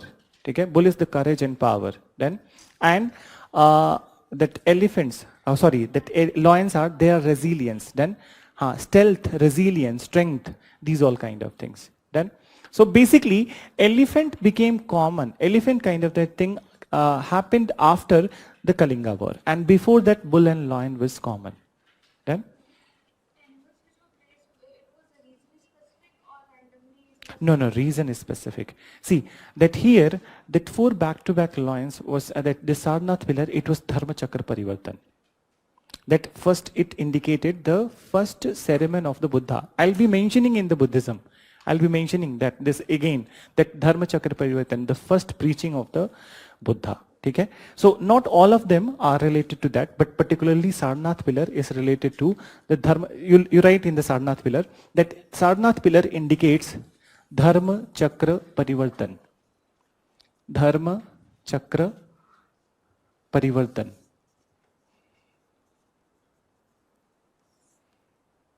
And what is that? Any idea? Turning the law of religion, or turning the wheel of law or religion. So you can write, I'll explain it in the Buddhism. So turning the wheel of law and religion. Done? So this much examples. So you write heading stupa and then we'll continue after the break. Okay? So stupa will continue after the break, and that's going to be a very large section, and then there are so many concepts involved in the stupa.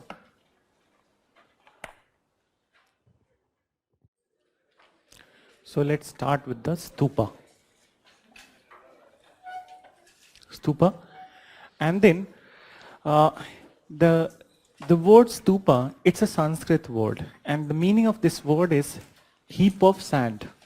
It's a Sanskrit word which means heap of sand. It's a Sanskrit word which means heap of sand. Now, there are a few questions before start of that stupa. So, just answer that. Do you believe that stupa, stupa was originated during the Maurya period or Buddha period, or it was before these all? Before these all. Kab? When? बता तो दिया before this all, but you tell me that when? बोलो. IVC में होता तो हमने जिक्र किया होता. Which time? Vedic period, yeah, actually. So Vedic period. So I'll give you the reason behind that. So now just listen, that stupa kind of concept emerged in the Vedic period, and Sanskrit, it's related to Sanskrit, so but obvious that it must have emerged in the Vedic period, but because for the first time Sanskrit came to India in the Vedic period, so it emerged in the Vedic period. So what is the reason behind that, that why this stupa kind of thing became very popular? So you must know that at that point of time when the later Vedic period was there, and then also the Vedic period, in the beginning of the Vedic period also, so there were some saints, and we usually call them Rishi. Okay? So have you heard about this word, Rishi? So many Rishis were there, which included the Yagyavalkya, Agastya, Atharva Rishi, Angira Rishi. So many Rishis were there. They were the intellectual personalities then, and they have different kind of insight to the people. So basically how they got this insight, so there was a method, and that method was the meditation. So most of the time when these people were meditating in the open, then, so when these people were meditating in the open, for example, that they are meditating in the open, and what will happen, that they will meditate for 3-4 months. It is possible, because you have seen in the independence era also, freedom struggle era also, that there were so many people who kind of that, yes, Jatin Bighadas, then, so how many days, 67 or, no, 67 or 68, something in 60, 52 days was the Patti Sri Ramalu. Okay? So he was there. So they can keep fast till 60 days. So it is very much possible they can also meditate for the 2 or 3 months. Then, so when they were meditating for the 2 or 3 months, so what happened, that when they are meditating in the open, so but obvious that a heap of sand will get collected over their body.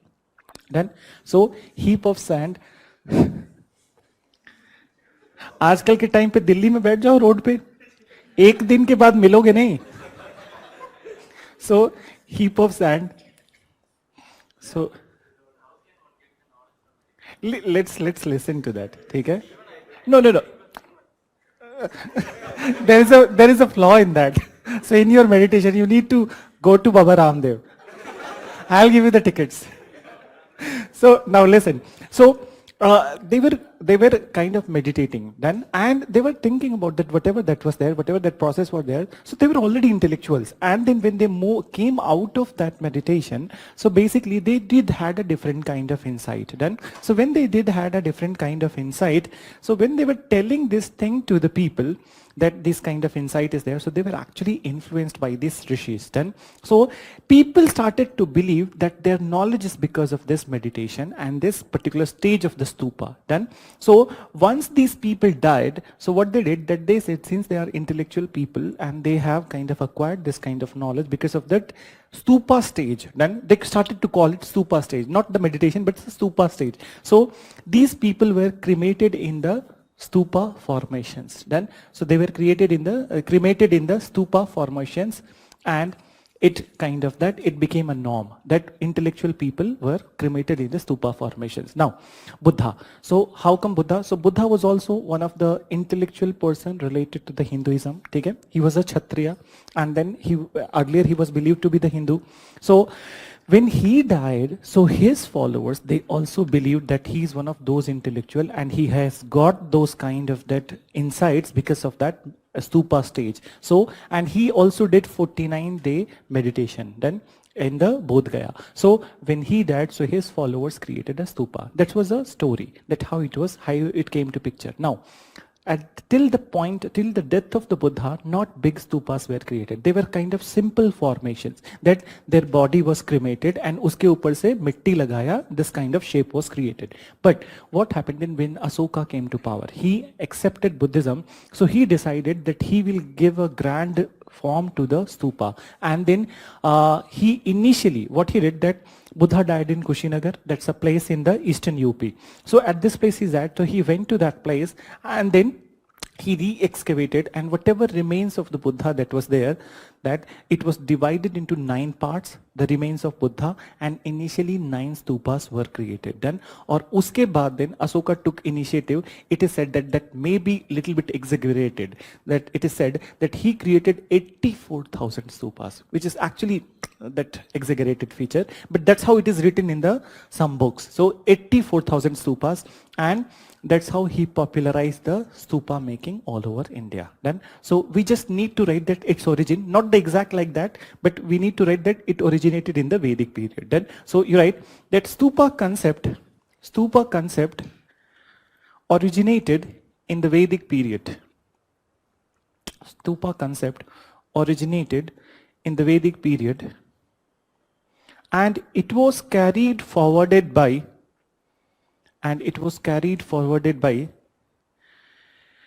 the followers of Buddha. It was carried forwarded by the followers of Buddha.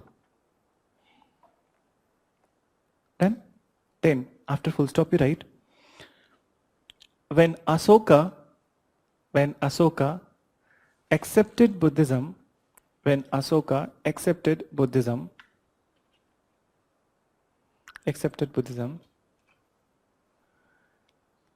then he decided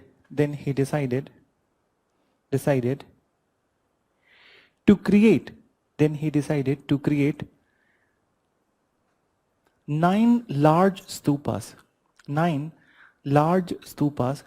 Then he decided to create 9 large stupas on the relics of Buddha, or remains of Buddha, on the relics of Buddha.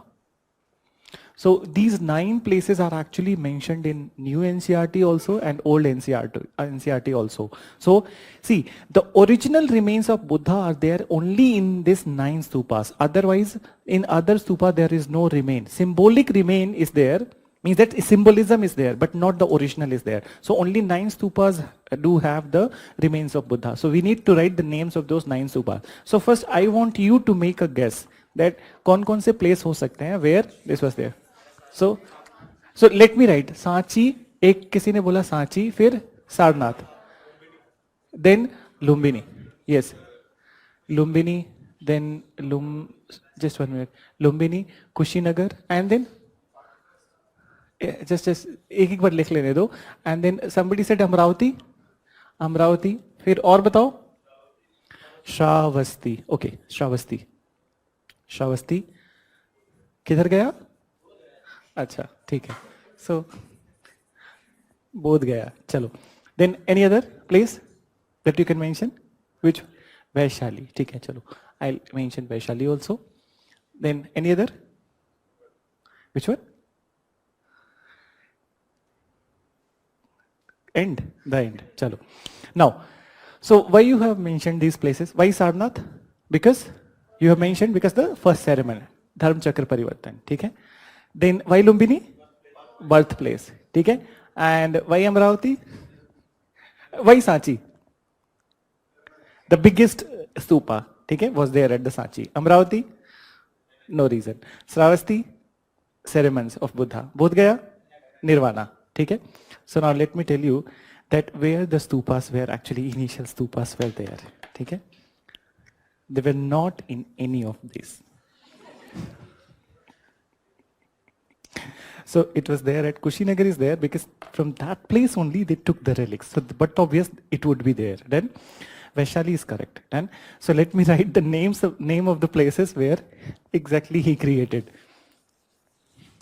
So initial, the stupas which have the relics of Buddha. So there are some names which you may not have heard. Alakappa, Ramagram,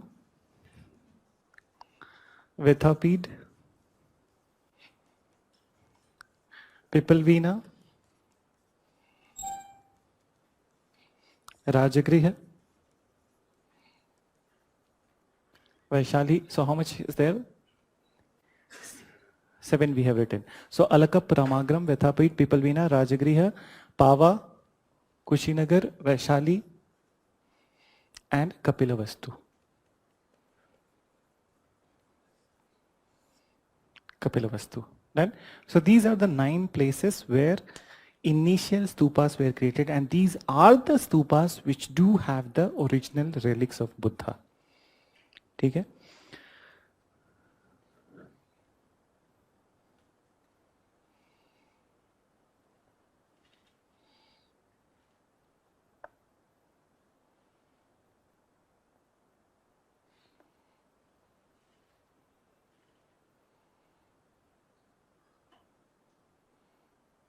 No.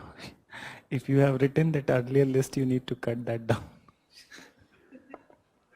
मैं देख रहा था लोग लिख रहे थे तेजी से, जल्दी जल्दी से. मैंने तो नहीं बोला लिखने के लिए.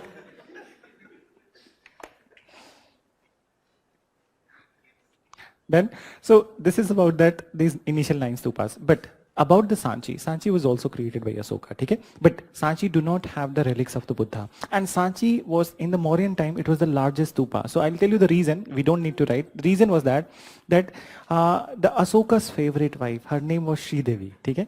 And she was from Sanchi. She was from Sanchi. So when Asoka took this initiative to create these all stupas, so she was very angry that why the hell you did not created a stupa in my Maika, okay? So, but obvious that Asoka had to do something for the wife. So he said that, acha cholo jo hua so hua, whatever that has happened, I'll create a very big stupa in the Sasural. Then, and that's how the Sanchi stupa was created. So Sanchi stupa was created later, and later on some other stupas like the Lumbini and these all places were created, but they do not have the original remains of the Buddha. Then, so this is how it is there. Now we will move to the structure of the stupa, and there are few things which we need to see from the symbolic meanings are involved over here. So you create a diagram and on a full page, पूरा page एक ले लो, ठीक है? क्योंकि आधे page में तो नहीं होगा. So because so many meanings are involved over here. So you create this diagram.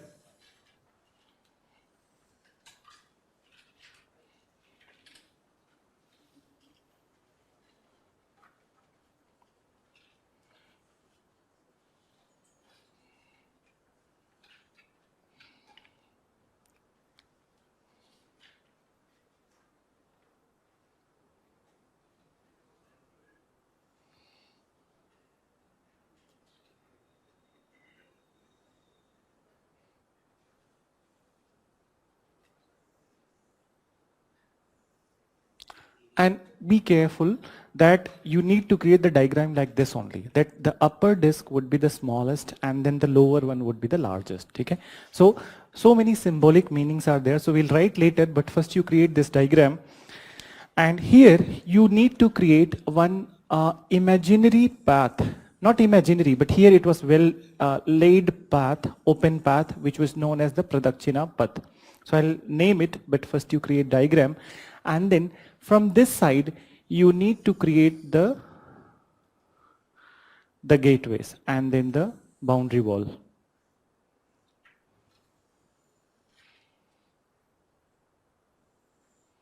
And here also I'm creating that there were 4 gateways. So 4 gateways. So now write the names of these all. So this part is Medhi. Medhi. And as you know, this is Anda. Then Harmika. Harmika. Then Yasti. These 3 are known as Chhatri. Chhatri. Then this is Vedika. Vedika. The gateways are known as Torana. Toran. This path is the Pradakshina path.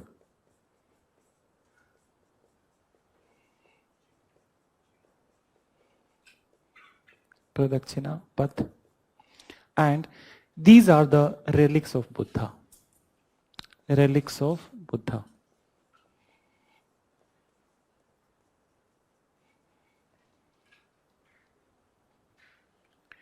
These are the relics of Buddha. So Chhatri, Yasti, Harmika, Anda, Medhi, relics of Buddha, Pradakshinapat, Toran and Vedika. ऐसे नहीं, compare ऐसे नहीं करेंगे. Samadhi is a different thing and then Stupa is a different thing. Samadhi doesn't mean death. ठीक है, that's a stage of the meditation.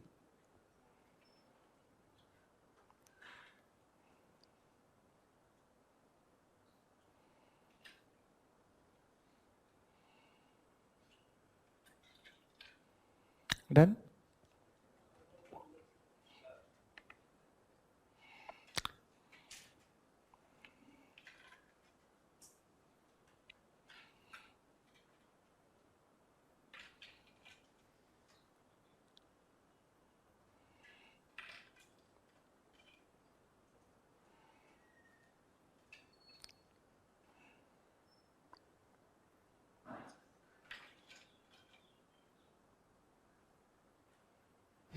You have not created Medhi.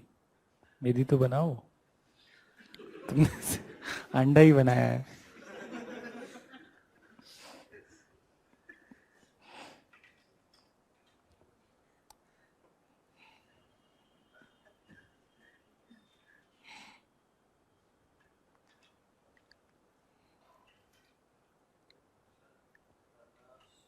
Pradakshina path.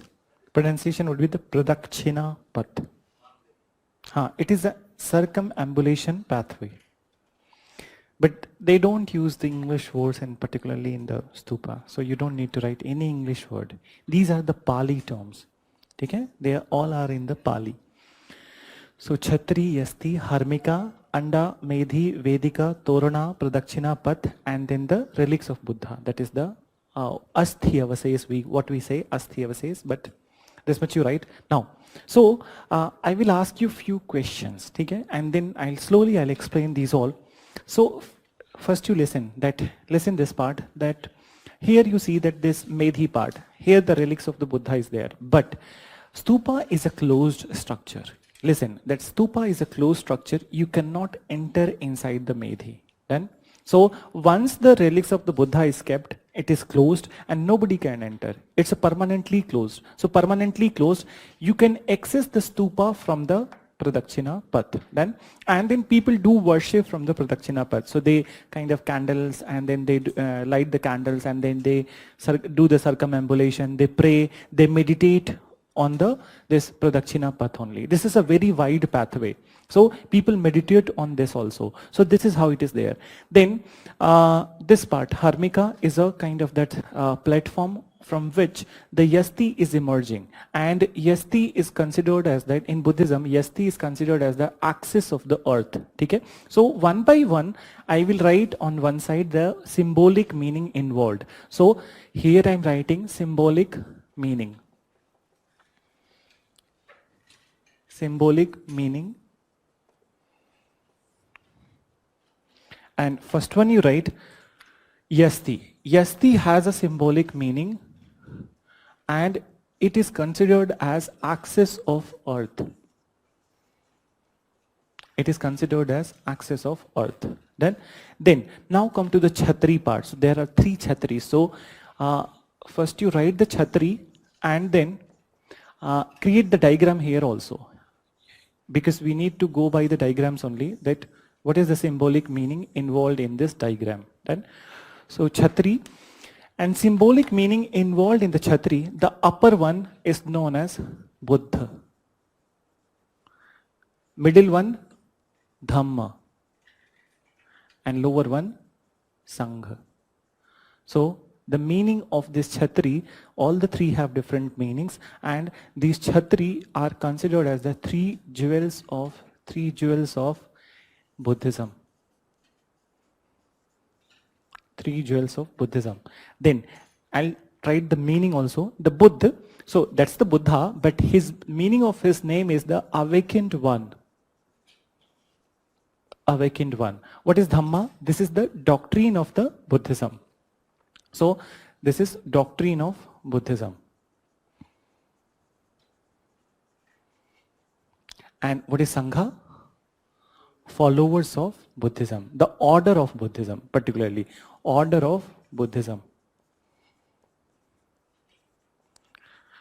So, but obvious that why it was kept at the topmost point, because he is the one, because of him, the Buddhism is there, and he is only one. So he is kept on a little desk, but at the above. Then Dhamma, there would be so many doctrines done, so doctrines would be there. And more than the doctrines would be the followers. So that's why this is the largest. Then, so this is how these Chhatris were there. Then after this, now I need to talk about the Torana, the symbolic meaning involved over here. So first you leave this part, keep space over here that for writing the symbolic meaning. But can you tell me that why there were 4 gateways in the Buddhist stupas? 4 gateways. What they? 4 directions. 4 directions. Then any other? Any other?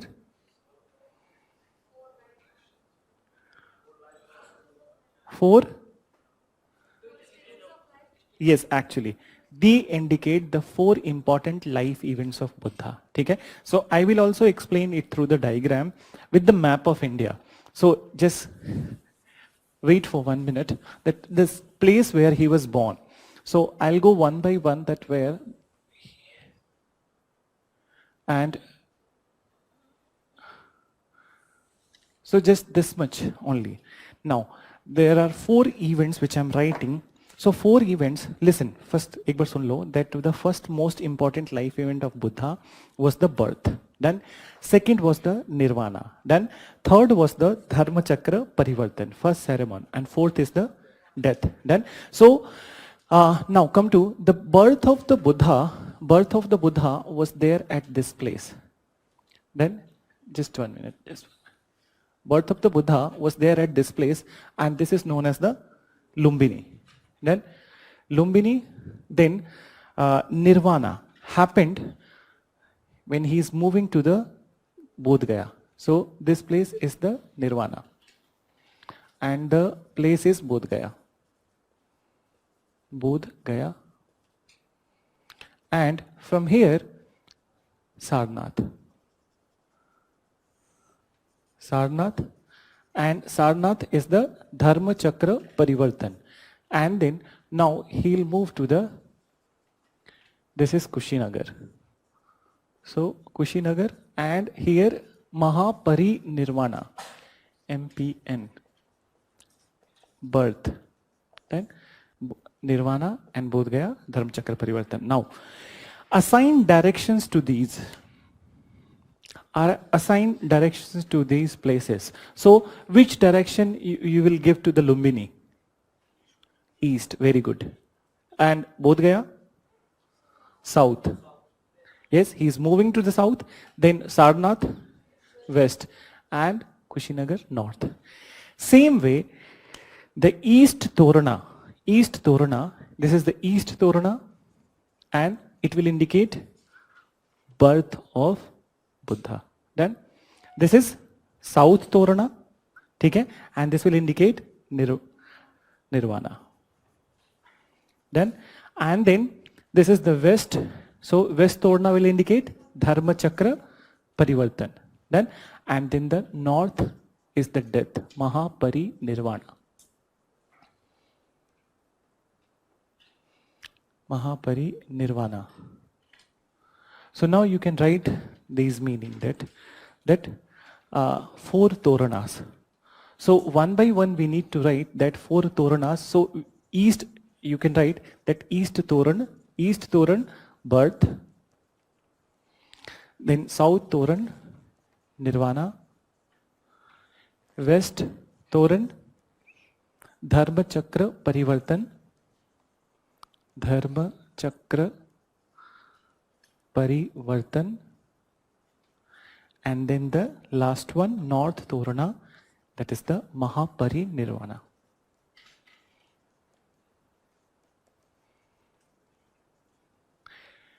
Then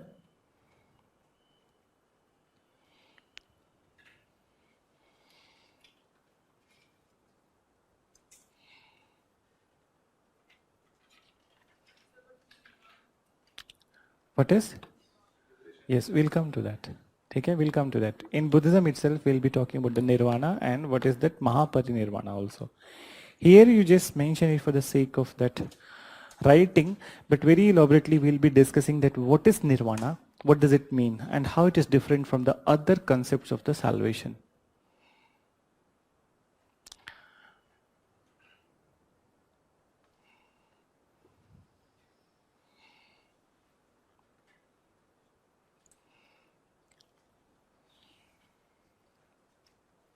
You understood it from the map?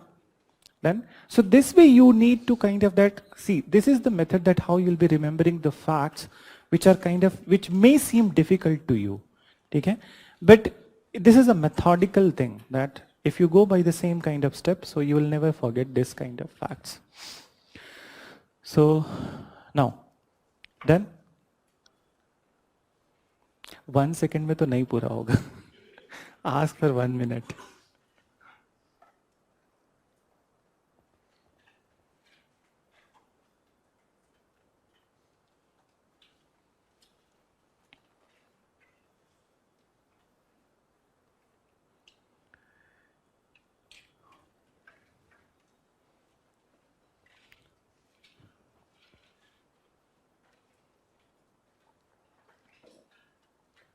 Now, listen about the Vedika. So Torana I have mentioned now this Vedika. So this is the boundary wall. Vedika is the boundary wall, but here also some symbolic meaning is involved. But first we need to know that what is there on the Vedika. So these boundary walls which were there at the time of the Mauryas, so basically on the Vedikas, various Jataka stories were engraved. Okay? So you write, in the symbolic meaning itself you write, on the Vedikas or boundary walls,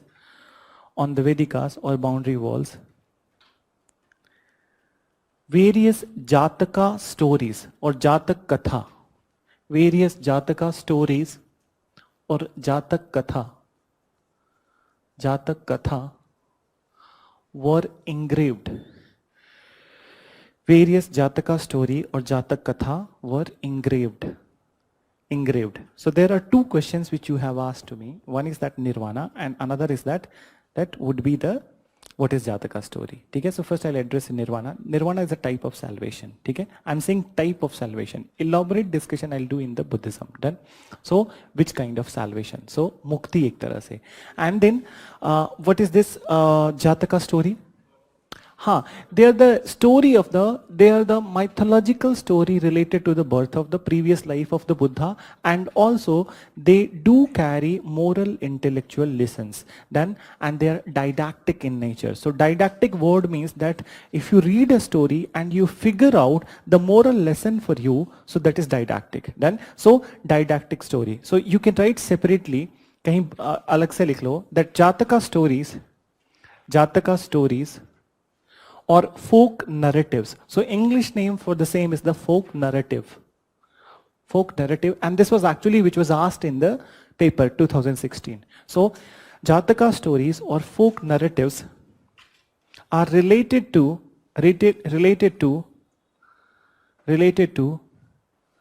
the story of previous life of Buddha. Previous life of Buddha. Then further you mention that they are mythological in nature. So can you tell me that when I mention mythological, what does it mean? Means that there is no real evidence of the story. Okay? So they are mythological in nature. Then further you write, but at the same point of time, they are didactic. So, but at the same point of time, they are didactic. So you write this one, and in brackets you write moral intellectual lessons. Moral intellectual lessons. Didactic and moral intellectual lessons. Moral intellectual lessons. And so this is about the Jataka story. So this much meaning is involved over there, and this is how the stupa is there. Done? So now we are done with the stupa. The question which was there in the 2016 that was related to the stupa, the very first question of the 2016 mains paper, stupa, that symbolic meaning involved in the stupa and the folk narratives. So this was there. So you needed to write these all. Done? And so now we are done with the stupa. I don't think that anything extra is needed to be written because already you have written. Done? अब इसको बस ये काम करना है कि जब whenever you will be writing the answer, your own language must be there. You got that? Not the language of the class. So that would be there. So now come to the last two topics of the Mauryas. So first you write the sculpture. First you write sculpture. Mauryan sculptures. There is a one meaning. Listen, I forgot that. Overall, stupa is considered as the body of Buddha. Okay? एक minute सुन लेना. That what is there? Overall, this stupa is considered as the body of the Buddha. So how it is there? That and this much part. So this medhi is considered as leg of Buddha. लिख लो, इसको भी लिख लो. That medhi is considered as leg of Buddha. Then this anda part is that middle body of Buddha. Anda part is middle body of Buddha.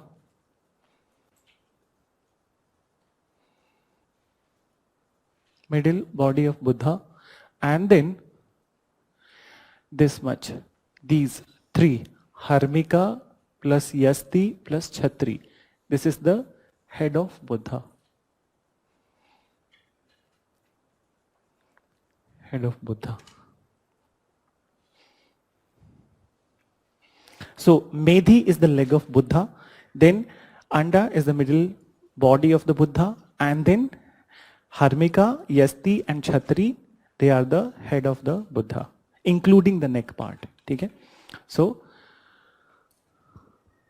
and symbolically, इसके बाद भी लिख लेना, the last word you write, that symbolically, stupa is the microcosm of Buddha. Stupa is microcosm of Buddha. What do you mean by microcosm? Microcosm? हाँ, छोटा. For example, that you have the very big Taj Mahal, but when you fell in love, you present a gift to somebody. So that gift is the microcosm of the Taj Mahal. Okay? So this is the representation of the Buddha's body. Then, so now, आजकल नहीं देते मुझे पता है, ठीक है?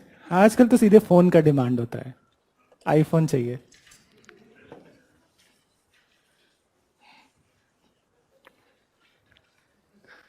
नहीं, मैंने नहीं दिया है।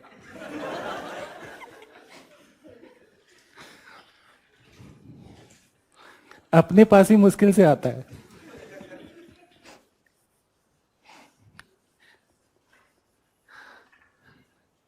Then, so now we'll move to the Mauryan sculpture.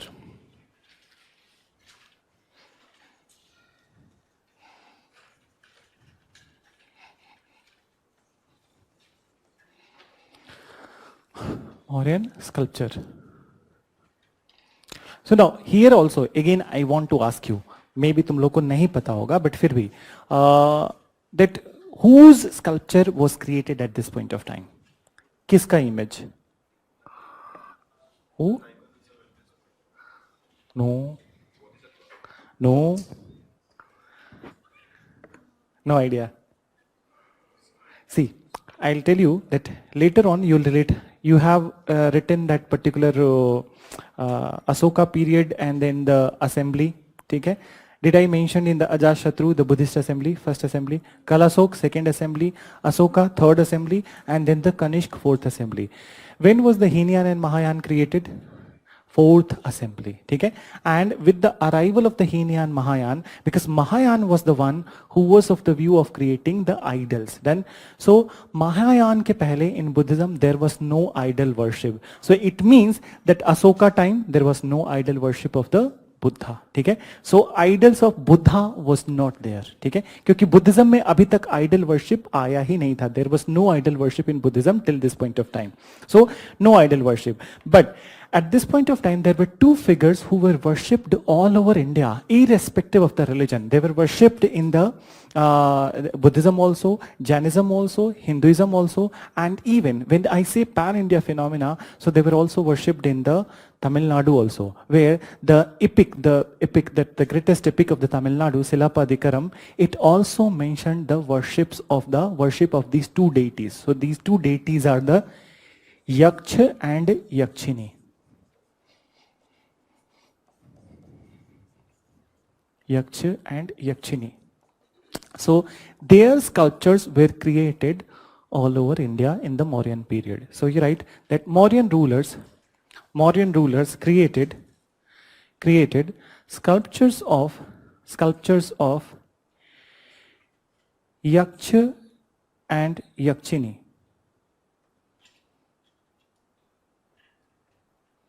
Yaksha and Yakshini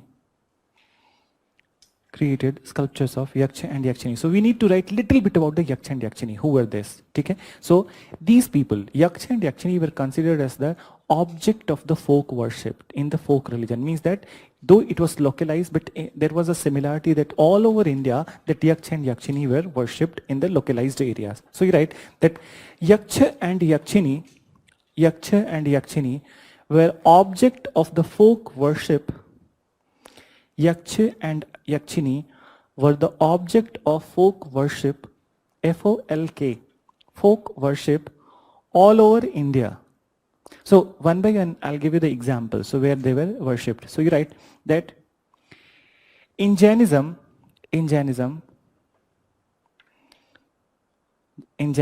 there was concept of 24 Yakshinis. In Jainism, there was concept of 24 Yakshinis, then who were worshipped. In Jainism, there was concept of 24 Yakshinis who were worshipped. Then after that you write, in Buddhism, images of Yakshini, images of Yakshini were created, images of Yakshini were created on the gateways of stupa. On the gateways of stupa.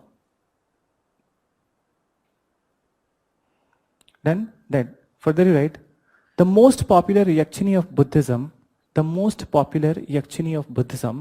is Sal Bhanjika Yakshini. Sal Bhanjika Yakshini. The most popular Yakshini in Buddhism is Sal Bhanjika Yakshini. See on the board spelling. Sal Bhanjika Yakshini. Sal Bhanjika. And what's the meaning of that? So basically, that sal is a tree, sal tree. Then, so basically this Yakshini, she is holding a branch of a sal tree. Then, that she is holding a branch of a sal tree, and this particular image is considered as the very auspicious in Buddhism. Then, so you write, it depicts Yakshini holding, it depicts Yakshini holding branch of a sal tree, branch of a sal tree, branch of a sal tree. Then further you mention, she is considered as branch of a sal tree, and she is considered as very auspicious in Buddhism. God, you people are writing auspicious. कहीं कुछ लोगों ने लिखा था suspicious. So very auspicious in Buddhism. Then now the next part is that Hinduism. So Hinduism mein Yaksh is mentioned somewhere. First I want to talk about the Yaksh. So can you tell me that where Yaksh is mentioned? Mahabharata. Very good. Exactly. So there was a conversation between the Yudhishthir and the Yaksh. Did you remember? Do you remember that? So Yaksh was a kind of that pure figure. He was a religious figure in the very famous epic Mahabharata, and he was worshipped all over North India. So you write that Yaksh worship is mentioned. Yaksh worship is mentioned in Mahabharata. Yaksh worship is mentioned in Mahabharata. Then further you write Yakshini, about Yakshini. Yakshini in Hinduism, was worshipped in Sapta Matrika Puja. Was worshipped in Sapta Matrika Puja. Means that Sapta means the 7 Yakshinis were worshipped in the Hinduism, Sapta Matrika Puja. Then we need to write about that, the south also. So you write that Tamil epic, Silapa Dikaram, Tamil epic, Silapa Dikaram also mentions,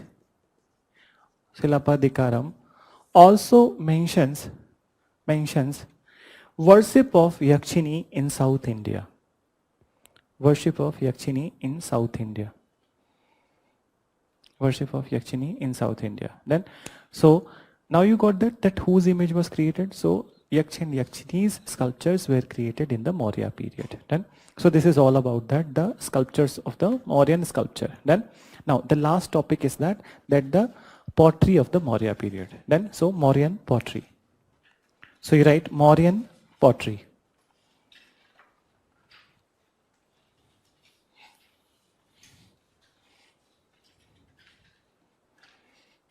Mauryan pottery. So there was a specific name of the Mauryan pottery. Any idea? NBPW. Okay? So it was known as Nadan Black Polished Ware. Nadan Black Polished Ware. NBPW. Nadan Black Polished Ware. So the characteristic pottery of Maurya was NBPW. The characteristic pottery was NBPW. Then, so now listen to this part. that this NBPW Mauryan pottery, it was considered as the climax of the pottery making. Then, so it was considered as the climax of the pottery making because it was black in color, that's a different thing, but it was highly polished. Done. So highly polished pottery of that period. So why this was highly polished? There were many reasons. Then, so I'll tell you that why it was highly polished. So the first reason is that if you want to polish something, okay, so that particular substance or artifact must be very smooth. Okay, the surface must be very smooth. So when you are creating a pottery, consider that when you are creating a pottery and you have a kind of normal kind of soil is there. So but obvious that there would be some coarse grains, okay, coarse grains, and Hindi में क्या बोलते हैं? Conquered. You know that? Conquered. So coarse grain or conquer would be there. So this coarse grain will actually obstruct the polishing. Okay? So for example, that here surface is not very smooth. It is rough. Then so coarse grains are there. So some coarse grain is there, and when I'm going to polish it, so there would be obstruction. Okay? So obstruction होगा, polishing नहीं हो पाएगा. So what they did, that first they filtered the soil. Okay? Filtered the soil or clay, you can write clay, filtered it through the sieve. Then sieve, and what was the resultant? That they got very fine particles of clay. So very fine particles of clay. So but obvious, when you have a very fine particle of the clay, there would be no coarse grain in the pottery. Then, and then one more method was that earlier pottery, you know that it was made on the wheel. Then, so this pottery was created on a very fast moving wheel. So when you are creating on a very fast moving wheel, so obviously the kind of that, it will be a very narrow kind of that wall would be there. It will not be irregular shape wall, or you can thick wall would not be there.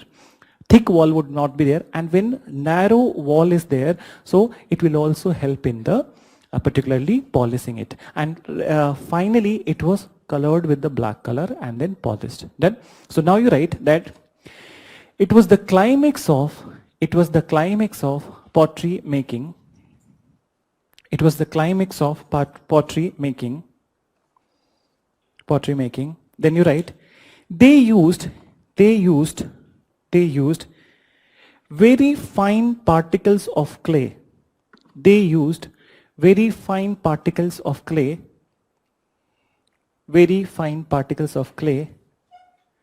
and pottery was created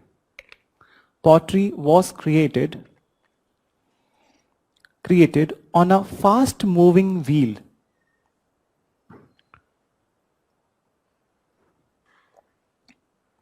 On a fast moving wheel, which resulted into even shaped pottery. Which resulted into even shaped pottery. Even shaped pottery means that smooth pottery. Even shaped pottery. Then you write which was colored in black.